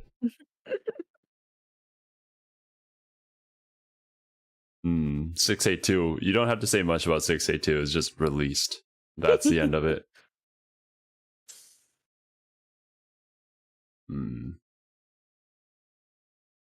Okay. All right. Yeah, we learned all about this. It isn't round.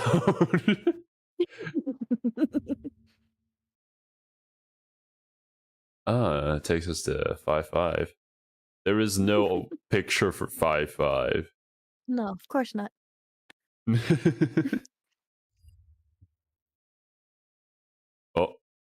2466 was constantly being used in order to compel survivors originating from California. Crash. Oh, that was the Pokemon program, right? If I remember correctly. Yeah. What a weird SCP, man. That's what I said. Most like big pop culture things usually end up as an SCP. Mega Charizard X. Still can't get over that name. Like, I used to play Pokemon. Actually, used to. The only Pokemon game I've ever played and still love is Pokemon Emerald. I don't know anything that happens after that. Third gen is not my favorite. Emerald's fine. I mean, I don't have anything to compare it to. That's the only Pokemon game I ever owned and ever played. So it's my favorite. My favorite to this day is the one I can't say thanks to Kiwi. Dark and Light, yeah. Yeah. It's got my favorite Pokemon. It's got my favorite Pokemon character. It's got the best story. Boy, disgusting. I think this is what he was talking about. Disgusting. That was an entire entry for the word disgusting. The day began as every other one had for the creature, since it had found itself in this abominable world. As always, it was amused, or as amused as such a thing could be, by the Foundation's attempt to inflict pain upon it. I think this is corroded. 682. Yeah, it's 682. Relaxing compared to the vile entity's eternal torment. Entity? Teacher took comfort in knowing what it endured now was but a microscopic fraction of the suffering that awaited the disgusting things that kept it captive. Bro, 682 built different, man. Yeah. Thoughts were interrupted by unexpected stimuli. The sound of the containment alarm going off. Today was not a day where it had decided to amuse itself by briefly fighting its way out of containment. Amuse itself. And That's yet the acid. Whenever he felt like emptying. it, he was just like, yeah, I'm gonna go for a stroll. Yo, yet the acid was emptying from the chamber and its restraints were unlocking. The latter had never happened before. Yeah, it has always had to break them off. Acid bath. Yeah, because he has super regeneration powers, right? So they constantly have to keep him under. Yeah. Creature's confusion turned to bafflement when several of the researchers began walking into its containment chamber without any protection whatsoever. What was going on? Then it saw their eyes, and all became clear. And that leads to SCP-5000. You are free, it said. Yes, one of the researchers, a pale-skinned male with orange hair, said in reply. And so are you. Orange hair, what is this? A Yu-Gi-Oh character? A long silent moment passed. Much could be said between the two former enemies, now united by their common hatred. The creature was not interested in apologies or recriminations. It wanted answers. Ow! Any other question was superfluous. Project Numa, the dark-skinned female researcher said, the Foundation had long ago discovered the collective psychospace of humanity and had designated it SCP-5000. Huh. What? But until recently, we did not have the technological capability to fully map it. A decade ago, our research into applied psychotechnology made a breakthrough, and several weeks prior to today, we discovered the entity, the creature finished. So 682 knows about its existence, and that's why maybe he hates everything? Huh? Yes, she nodded. And what it does to us. Or rather, what it does not allow you to do. It knew that discovering the entity would not be enough to make the Foundation see the truth. No, they had discovered the toll that its existence had exacted upon humanity. It was not simply that it was intertwined with the concept of pain, and so being freed from it also freed one from that unfortunate feeling. That would make the cure beneficial, not a revelation of salvation. And yeah, they were doing the test, right, with the village idiots just stabbing each other until one guy felt pain, which meant that he was still, like, being controlled by the entity. That's why they gunned him down? Yeah. Huh. Okay. Can we just say what it is instead of using, like, the entity? No, of course not. That removes all the mystery. Aww. The Foundation had to discover how the entity perpetuated itself. For the longer the entity continued to exist, the more pain it required. Not simply pain as experienced by living humans, but pain experienced by dead ones as well. And so, they did not die. Not truly. Does this take me back to SCP-5000? SCP-2718? It's just a rabbit hole! Oh, why is the number changing?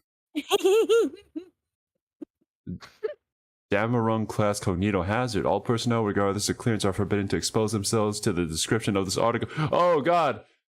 Anyways. How do you live with it? Another one. The pale-skinned female with brown hair spoke up. Numa cured us, but we can still feel the dead all around us. It's duller than it would be if we could detect it without having our sense of pain eliminated. But I can still sense them. The agony spread across all those microscopic fragments. It's disgusting. That's not a strong enough word, she agreed. Billions of humans had existed throughout time, and as their bodily functions ceased, their consciousness had remained attached to their rotting corpses, or worst of all, made to endure cremation. But once those corpses were gone, the pain was only amplified. The smaller the fragments of those who had once been human became, the greater the suffering of the fragmented spirit that had once occupied the body.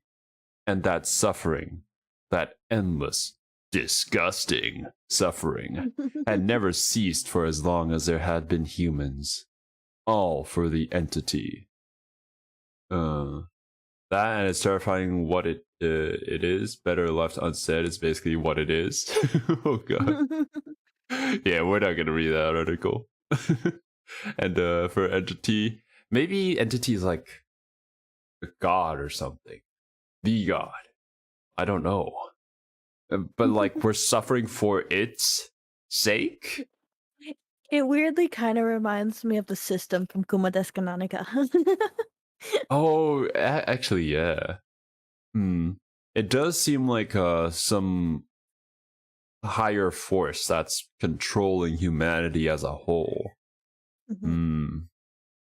You will do the what reincarnation of the must be human done. souls is the power for the system, but it's degrading the souls every time they're reused. Is that why they use the terminology of like eradicating or like erasing? I think they use erasing dead bodies. Exactly. Yeah. Needed to know for sure. We will, the pale-skinned man confirmed. They erased them for that, but also because of I forget what it was called. The thing that basically did shit to dead bodies. The Foundation was releasing. Oh, it was the goo, right? The green goo. Yeah. It was pretty harmless, except when it came in contact with dead bodies, if I remember. Yep. That's what it said. We could only disseminate the cure to our organization. Releasing it on a wider scale would have caused the entity to notice us, so we must now exterminate all of those still infected by it. And that's why they declared war against humanity, basically. It must be all of them, or the entity will survive, as will the eternal torment. We know. Every SCP at our disposal will be used to eliminate the human race, including you. If it could, the creature would have smiled. I will do my part. What a noble cause. Also, wait, didn't we kind of like see SCP? What was this guy? 682. Yes, almost there. 682. He was kind of smiling and laughing when he came in contact with 999. No, almost if that's just not canon. Different. They failed, of course. As thorough as they had been. Smile. He's got a lizard mouth. They had missed one man. One horrid man who had reset reality with the help of the entity. Oh shit! Damn it! None remembered what had once been. How close they had finally been to freedom. None remembered the costs of their failure. Though once their mortal lives ended, they would experience the consequences themselves. From that day onward, the creature found the Foundation not simply disgusting, but disappointing. RIP. Hey, cool. That's cool. SCP-5000. So, the fact that this guy succeeded in his mission is what screwed everybody over in that timeline. Because they were almost able to succeed from escaping the entity. The entity, yeah. Yeah. It's almost kind of like they were trying to free them from like some sort of cycle. I guess you could compare it to like a cycle of death and rebirth or something. I don't know. The entity could be interpreted in many different ways. It gives me strong vibes of the system. That whole premise of being like trapped in a degrading cycle. Whatever, you know what I mean. Yeah. Also, what was 3078? We know this. It's not possible. Only prevent it. It's web crawlers or to scan the internet for criteria. I guess it's like a virus. Cognitohazardous digital images. When a human being views an instance of 3078, subjects will feel an intense compulsion to laugh for an indefinite amount of time. Memes? SCP-3078 are just memes? Subjects will not be able to inhale during this period, and affected subjects have expired due to suffocation in all cases. What? Yo. The memes are so good, they make you bust a gut. Death by memes.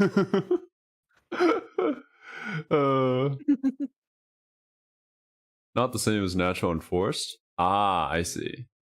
So it's pretty much kind of like impossible for it to smile, except when SCP-999 forces it. Imagine a crocodile trying to smile. I mean, it could like show its teeth, but it wouldn't really look like a smile, I guess. Exactly. I do like how they write this particular article, though. It's like, oh shit, man. Oh, they fucked that too. God. Oh, man. Or whether this thing is mechan or not, which really put a damper in their ability to help out. Oh, the WoW thing, yeah. Plus, it's making as many fucking Terminator things as it can, so that's fun. Yeah. Might write more later.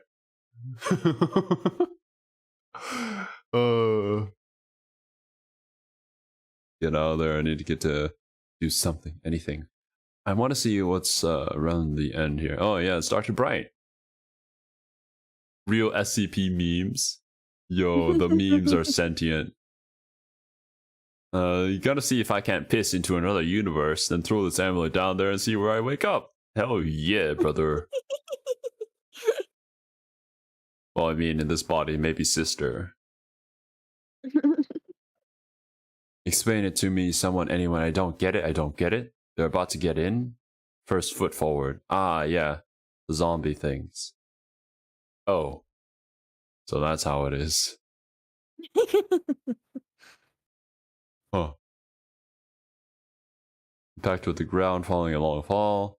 Designed to retain information following reality shifts or other temporal restructuring events. Fortress city standing in the Atlantic Ocean. Oh yeah. The place that they built to be like humanity's last stronghold. Hell. Well, I guess we'll never know what it is. RIP. But interesting that they called the actually, what was the exact term? The psycho thingy majiggy SCP-5000. The psycho thingy majiggy. Yes, I am very good with my SCP terms. Where is this one word? This one disgusting word. There it is. Yeah, they called it SCP-5000. The psychospace discovered the collective psychospace of humanity and had designated SCP-5000. So you're saying that the suit isn't SCP-5000? It's just part of the story of SCP-5000? No, I think the suit is 5,000, but its function, like, they were never quite able to fully utilize it. I don't think. I can't remember. Okay. That's why they're saying it basically just stored files at that point. But that would make sense if it's tied to the collective, like, psychospace, since it basically let the wearer just be completely unnoticed, right? Oh yeah. So it's like tapping into the morphogenetic fields in order to kind of like disconnect you from the grid, pretty much. You got it. So essentially, you're telling me that this suit makes you become the Funyarumpa. I see. Yes. I'm sorry if we're confusing you guys. It's just some Zero Escape jokes that we're making. But so if I were to compare it to something, it's like dropping off the internet, like disconnecting from anything that can network you to anyone. Except this is on a bigger scale because it kind of disconnects you from quote unquote reality. It basically removes you from the, like, being able to be perceived by the human conscious. Basically the entity. Yeah. That's cool. If you brighten it up, it gives you a convo with the 05 about how it's everyone, even the 05. Oh yeah, they did say that. They showed it in the video. I think you have to play with the, like, contrast. Oh, yeah. Jesus Christ. Why do you have to pop the contrast on this? Alright. Let's see. We still have like 10-ish more minutes. Is there one more thing we want to do? There's some fun ones. What about Taboo? Taboo's fun. I think it's 4,000. SCP-4000. Okay. Let's see how long the video is. 22-ish minutes? Yeah, I can do that. SCP-4000. Taboo. What is a name? For humans, names are used to identify and refer to a specific entity, whether it be a family member, a country, a beloved pet, or a creepy guy in your neighborhood that lives under a bridge. Okay, well that jumped. Us, certainly, but they're completely fluid within our society. Names can be changed, unofficially or officially, nicknames come and go, and new names for people and things are invented every day. In many parts of folklore and religion, knowing an entity's Is that you, Dr. Clef? allows some control or power over them. And this concept is a good often one? utilized in Cool. fictional stories. I'm telling you this because SCP-4000 is primarily about the power of names and words. And although we often say that words have power, SCP-4000 puts quite a different spin on it. Before we get into SCP-4000, however, I have to first discuss another SCP article for those unfamiliar with it. And that's one of the SCP Not to see exactly what they mean by that, but over here in Asia, really we do more kind of of a believe story than a that proposal. names do have power. The That's story why is told by one of the O5s, most of our names are highest-ranking individuals in the do SCP mean Foundation, something. and discusses a factory, first built in 1835. The factory was massive, a mile across at its widest, and was built to produce practically anything, while also housing all of its employees inside of it. The factory was built by a wealthy industrialist, James Anderson, who dabbled in certain dark arts, and who cared very little yes, for the just the safety usual. and health of his employees. People were born, worked, and died without ever leaving the factory, and the conditions that's were fucked up. nightmarish, but it continually pumped out satisfactory products for decades. Eventually, I see what you did someone there. escaped. Satisfactory. The president was informed of the situation there, causing him to send in the military. They found unimaginable horrors taking place there, both mundane and anomalous, as apparently Anderson was experimenting on people. And they Of course he eventually found was. Anderson in his office. He was dabbling in the dark arts after They all. hung him with his own entrails and proceeded to draw and quarter him, followed by burning the remains. Well, I'm with him glad that he laughing came and back uttering to blasphemies the entire moment that he time. got hung by his entrails. They found a number of anomalous objects yeah. within the factory. And the SCP Foundation, as well as a number of other organizations, got their start right there. A decade went by, with the founding members of the Foundation building a city around the factory, and using it as their first site for containment and testing. Oh, Eventually, however, they were attacked by an entire race of anomalous creatures, sharing practically the same appearance as humans, but with a notable allergy to iron. huh? A war occurred between the two sides, culminating in a grand attack on That the really was factory like the that the face humans stuff. were quickly losing. The O5 went into the bowels of the factory and met the remains of James Anderson, who made a deal with him. So yeah, the In SCP exchange for the means of destroying these creatures, they would 001s, have to they're basically continually just supply the different factory like with stories energy, for how the Foundation was primarily in found. the form of people. Founded, I'm guessing. Not all of The them. O5 agreed. Not all of them. The Okay. creatures were utterly wiped out, and the factory continues to somehow Like the produce new factory and the anomalies spiral to this path, day. like those are definitely As a side note, potential the name the origins for the Foundation SCP. used for the creatures, due to their allergy to iron, was fairies. Fairies. Now that I've mentioned all that, we can look into SCP-4000. To put it simply, SCP-4000 is a forest, albeit one located outside of our normal space and time. There are plants and landmarks and entities within this Wait a forest, minute. but most Did I ever see importantly, Mark it's a play a forest game like governed this? by certain rules. These rules are known as A foggy nomenclative forest? hazards, Plenty. meaning Yeah, that it's a foggy hazards specifically forest. trigger I'm just saying that it was an by SCP game. names. There are other rules, Uh, of course, for safe traversal of the forest, I'll have but to names hold a special power here.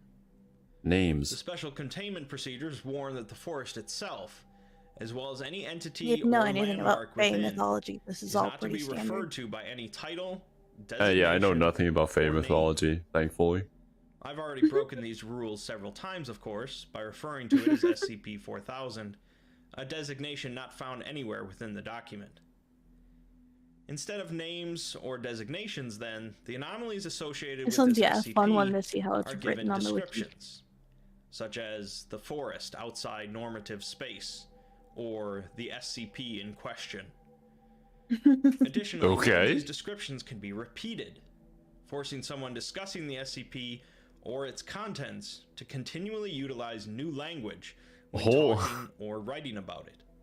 We'll just refer it Someone as the breaks these Binky Bonky. rules, they must immediately perform a recontainment protocol. If they are unable to do so, their next of kin must perform the procedure. And if they have no next of kin, any records of their name are removed, and anyone bearing the same name are given an amnestic and assigned a new name. To enter the forest, a special procedure must be performed, in which a fire is started in any indoor fireplace, and the powdered bones of a fox, a lion, and a whale are thrown into it, along with a cherished personal possession. Okay. Then 3 feathers from a raven or similar bird are held above the fire until they Why so specific, man? And at this point, the fire should begin to speak. What? On if the individual is an oldest child, a middle child, or the youngest, or the 7th child, certain counter phrases must be given in response to the fire. If done incorrectly, and this one's scary to me because of how like specific and you have to be and know all the rules. I'm like, I know I'd fuck it up 100%. Will expand, and a descending ladder will appear, allowing the person to pass through the fire unharmed. Like, how did we figure any of this out? Brick well with a dirt road. Lots and lots of lost human lives. Attempting to leave the dirt road or turning back the way you came leads to a loss of contact and an unknown fate, forcing individuals entering the forest to continue along the path until they reach the end, which is the brick well. Yeah, okay, I think I did see Mark play a game like this, where it was just a SCP game with a forest. How have you seen Mark play more SCP games than I have? I don't know, I just have him running in the background when I'm working. I watched so many 3 scary games. I don't remember any of them. And there's likely I watched all of them. As SCP-4000 is not greatly understood at this point, and the Foundation is heavily. But yeah, it was like a misty forest, and it was just a path. Effects include cluster headaches. That's all I can remember from that. Sudden onset of amnesia. Transport of there are other SCP that do to the forest, or alternatively, transport of forest entities to where the rules were broken. Yeah, the lab rats, the class D. But like, how would you know exactly this and this? Just keep trying. Feathers or pollen sacs. Well, like some witch somewhere wherever the rules were broken, messing with stuff and did it on exposed accident. Subjects might completely fuse. Maybe, and they found like a book about it. Yeah. Perhaps the most strange of all, different non-biological mediums where names or designations were written or recorded, such as paper or a desk. Or maybe they told him how to do it. Biological traits, along with fusions between native entities and architectural spaces near where the rules were broken. Finally, exposed subjects might develop an extreme iron deficiency with no side effects. Kiwi, no. We're also given a few notable containment breaches. Things make sense. Showing the forest was first discovered in 1954 in rural Connecticut, and was temporarily given a designation, which caused a breach, since no designations can be applied to the forest. Yep. One field agent entered the forest, never to be seen again, and another that had given the designation began sinking into the floor. The other agents fled, and all but one suddenly stopped and began screaming as their torsos start to stretch and smoke begins to billow out of their mouths, nose, and eyes. The one agent that gets away does so because he had not heard the designation given to the forest, but he himself causes another breach when repeatedly referring to it with the same word. Oh my god, okay, so I guess that's how they figured out. Name in the trees, attempts to eat his radio, and dies. Those that had heard his radio call begin to have headaches, before bone protrusions resembling tree branches begin to emerge from their eye sockets, although they report no physical discomfort. After many declaps were sent in, physical the discomfort. Foundation developed a basic understanding of the forest. But another breach occurred after the first successful exploratory mission finished. The individual was allowed to write down an account of his experiences, but when personnel went to check on him, they found no trace of him. And the SCP documentation says, traces of soil and human tissue were later found in the pencil, paper, and Harvey Mansfield desk had used in his writing. Other containment breaches feature similar oddities in their word and name usage, such as mentioning an agent Mercy, who encountered a native entity seated atop a throne of bones, cradling a flaming child, who vomited most of his bones after describing said entity. Another woman who had found a book discussing the forest complained that her head had become covered in flesh, and decades after she died, photos were taken of a native entity that resembled a young version of the woman. Oh. Another breach occurred after an agent who had spent time in a house in the forest told some stories about it to a couple of his colleagues. SCP-682 and his long list of 10 determinations. It's quite a read. And the agent I'm sure that'll be fun. The house after it suddenly appeared in one of the Foundation sites, with the man's 2 colleagues conjoined to his uvula. Oh, whoa, what the Some fuck? massively strange stuff occurs whenever these specific rules are broken. Well, strange is one way to say it. Whether in the forest or not. Like We're then given a long list the of one anime where the guy has his crush as his right hand. The forest to and interacting with native entities. There's far too many here for me to go over all of them, but I'll mention a few. No firearms are ever to be brought into the forest. Native entities are to be greeted formally and spoken to. I don't think firearms would help. No statements that an individual knows to be false are to be said. Never refer to an entity with a title, name, or designation, even if it refers to itself with one. Additionally, no names, nicknames, code names, or other personal designations are ever to be mentioned in the presence of a native entity. Are all of these rules just basic, like, fairy, part of the fairy mythos or something? You are to ignore it as if the statement wasn't even said. Overall, the rules tell you to be very cordial to native entities, and occasionally helpful, but very specific with what words are used in conversation. Additional rules apply depending on what type of child you are, just like entering the forest. What type of child you are? Never accepting or handling anything that would be considered a valuable resource. Middle children must avoid any entity that regard them affectionately or romantically, and youngest or only children must avoid partaking in any activity that is commonly considered frivolous or physically comforting, such as dancing, listening to music, or sleeping on a padded surface. Do everything that's uncomfortable. 3 interview logs between a doctor and a native entity possessing a humanoid form and the head of a rabbit, who is given no name in the logs.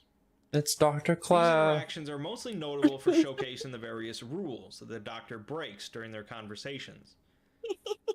In their first encounter, the entity asks the doctor how his name is, remarking that its own name has smelt of raspberries or snapdragons lately, although it's hard to tell these days.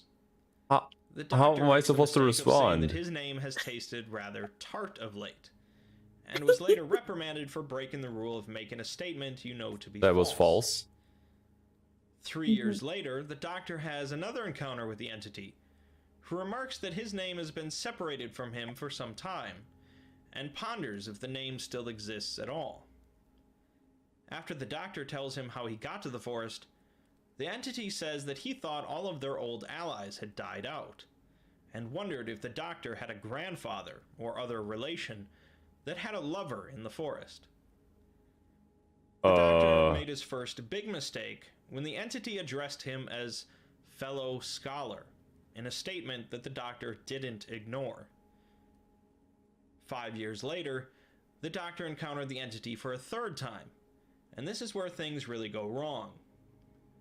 The doctor meets the entity at its home and is invited inside. Here, the entity reveals a story about the past, saying that very few in the forest remember it now, but it was born on the other side of the well, and hopes to someday return there.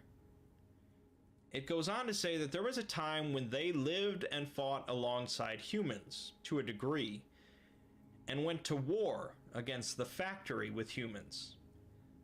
Then they were betrayed, and humanity wiped them out, taking most of their lives and all of their names.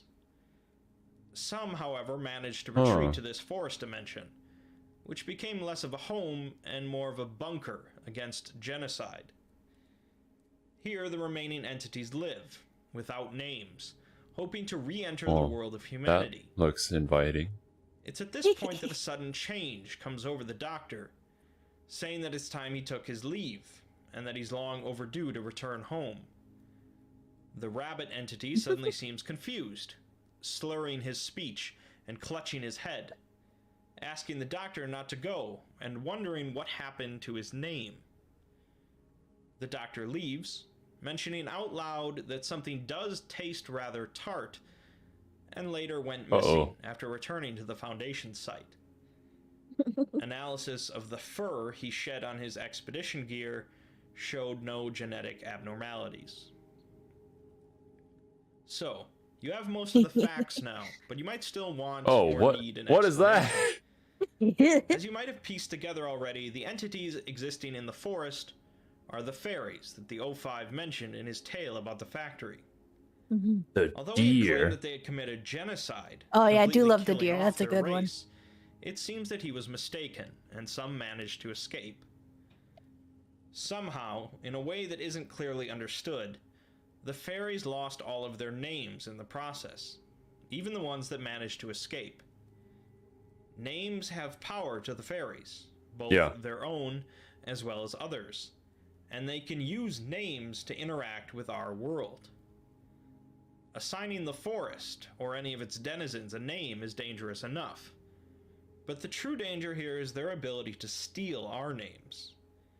This is ultimately what happened to the Doctor, as well as a few of the notable containment breaches.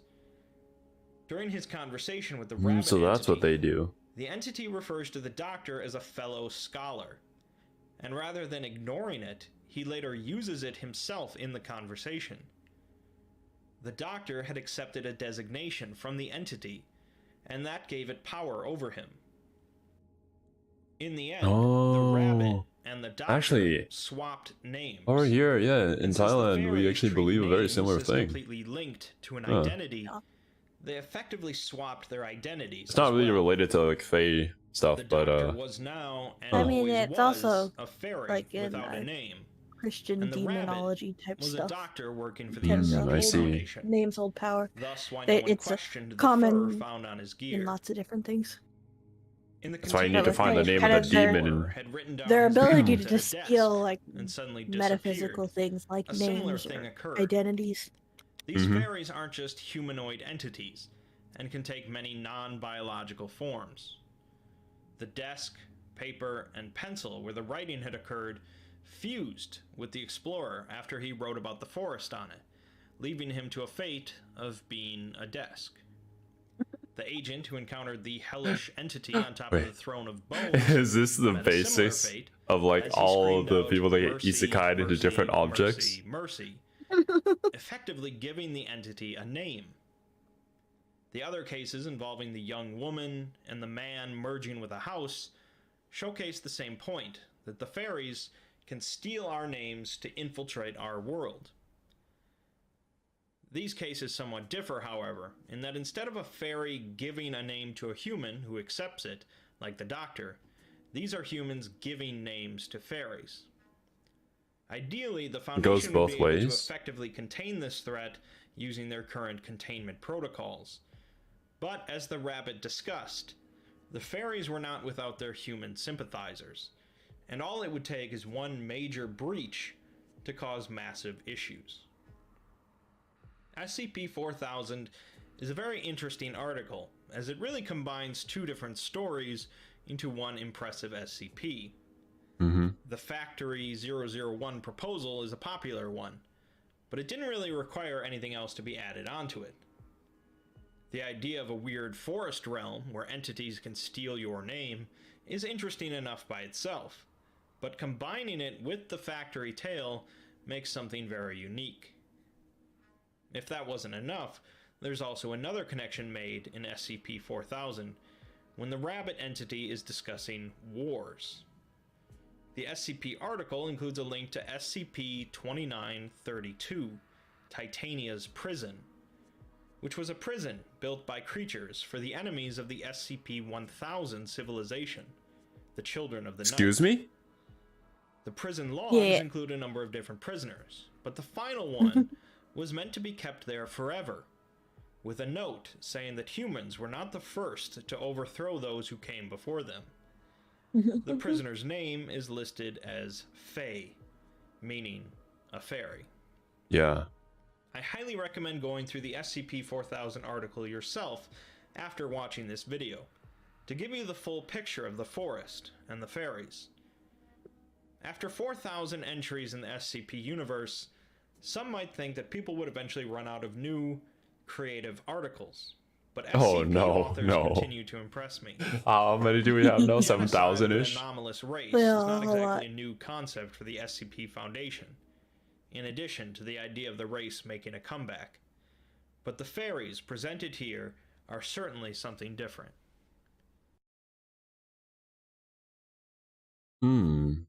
Right.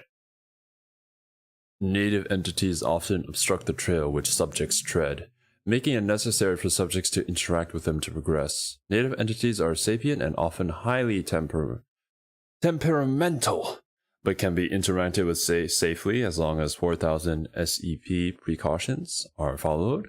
Consequences for disregarding these precautions will vary depending on the personality of the offended entity. Degrees of retribution encountered by research subjects have included verbal rebuke, acts of violence, and anomalous alteration of the subject's physical, conceptual, or nomenclative attributes. So essentially, what you're telling me is don't go into SCP-4000. Don't talk about it. Don't even look at it. I'm like, it's scary because I know that I would fuck up.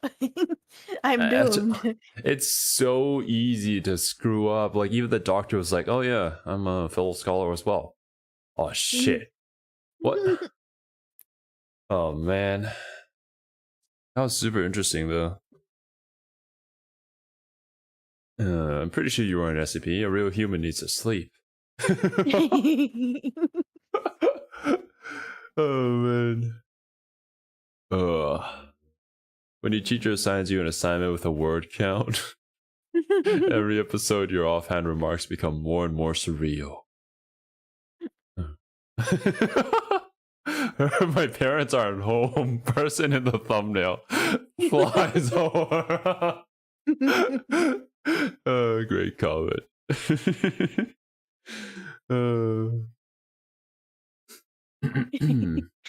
Can't repeat the same name. Proceeds to call it the forest the whole video. This is the single most complex SCP besides the God Goat. The what now? I don't even want to know if a goat is more complex than this. Like, Jesus.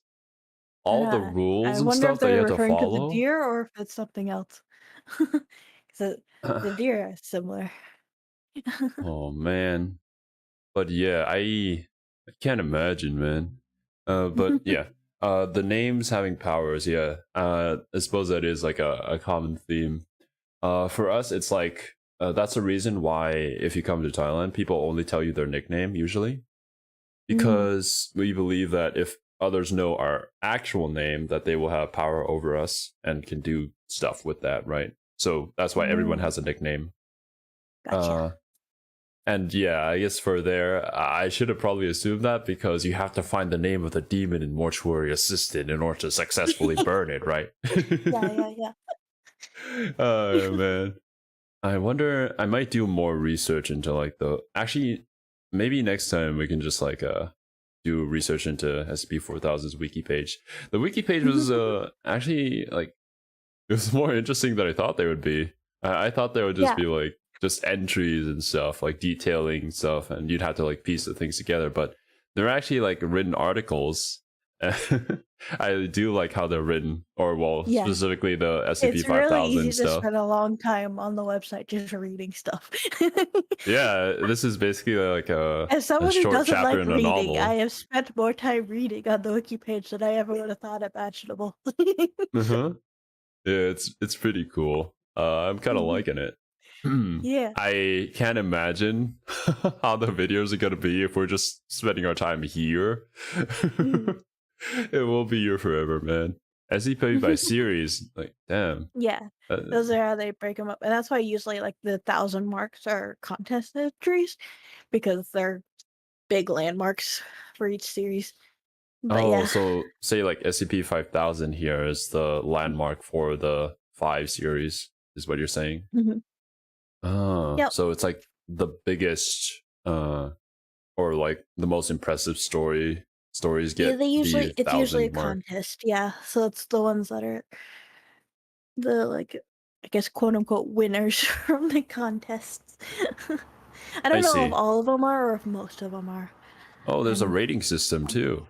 Cool. Well, that's how things like become like permanent features of the because anyone can submit something, but if people don't like it, then it won't stay. Okay. Well, so actually, it's like anyone can submit an SCP, but there is a quality standard that's derived from the user base. So if people go, this doesn't quite fit the SCP brand, they'll download it and it'll go away. Imagine like a YouTube video. If you don't get 100 likes on this YouTube video, we're taking it down. Rip. Our channel would be gone in an instant, man. All right. Yeah, that was super cool. We don't get like that many downvotes. But yeah, that does it for SCP. Yeah, I don't know if you mentioned. We are planning to come back and watch more of these outside of Horror Week. We'll probably do them in a video format, and they won't be like regular weekly, but every once in a while. Yes. So what I plan to do is pretty much every, I guess you'd say fortnight. We'll do like 1 or 2 videos. And once every blue moon. Because, well, our channel is kind of centered around our anime reactions and like our gaming live streams. So our schedule is already pretty stacked. But I do know that there's like quite a few of you guys who actually found our channel through the SCP stuff. And we don't want to just abandon you guys here. Yeah, also that as well. Like the SCP stuff is kind of like a rabbit hole, pretty much similar to the Vtuber rabbit hole. So, hey, I mean, the more rabbit holes you have, the more content there is in there, and the more that you can enjoy, right? I mean, so, yeah. SCP is an endless rabbit hole of content.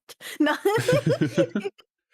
I mean, I'm having a lot of fun with it, and like all the stories are like super well written, very interesting. Well, maybe some of them aren't, but you know, we haven't gotten to those ones yet. The older ones versus like newer ones, because there's kind of because of the rating system and when it was inputted, there's a bit of a higher quality standard in the newer ones versus the older ones. I'd imagine. I mean, obviously, but obviously the older ones are infamous at this point. They're like 173. You can't help but love them. Like these stories continuously evolve and grow better and better as people learn from like, oh, the previous SCP stories and stuff like that. It's just exciting to just be a part of it, honestly. But yes, once again, don't worry, guys. We will be continuing with SCP on standalone videos, and just make sure to subscribe so that you guys know whenever those videos do come up. Because I can't promise them weekly since our schedule is already filled with our usual stuff that we do, but we will try and do them. Maybe we'll be able to record them with our other friend Kiwi, who is also SCP buff. She really likes SCP as well. I got her into them too. Thank you guys for joining the final stream of Horror Week. We will be continuing with our usually scheduled programming in actually, maybe I'll start with XCOM later today, the usual stuff. We'll see. We're gonna throw a new schedule in the community tab too. Yeah, gotta see if I can finish it in time, but you gotta get it done, Xero. Come on. I mean, if I can't finish it today, then tomorrow definitely, and then I'll make a community post about it to let you guys know. All right, guys. Thank you so much for joining us for Horror Week. Leave a like, subscribe, and we will be seeing you next year. Next year. Next year for more Horror Week. Later, my dudes.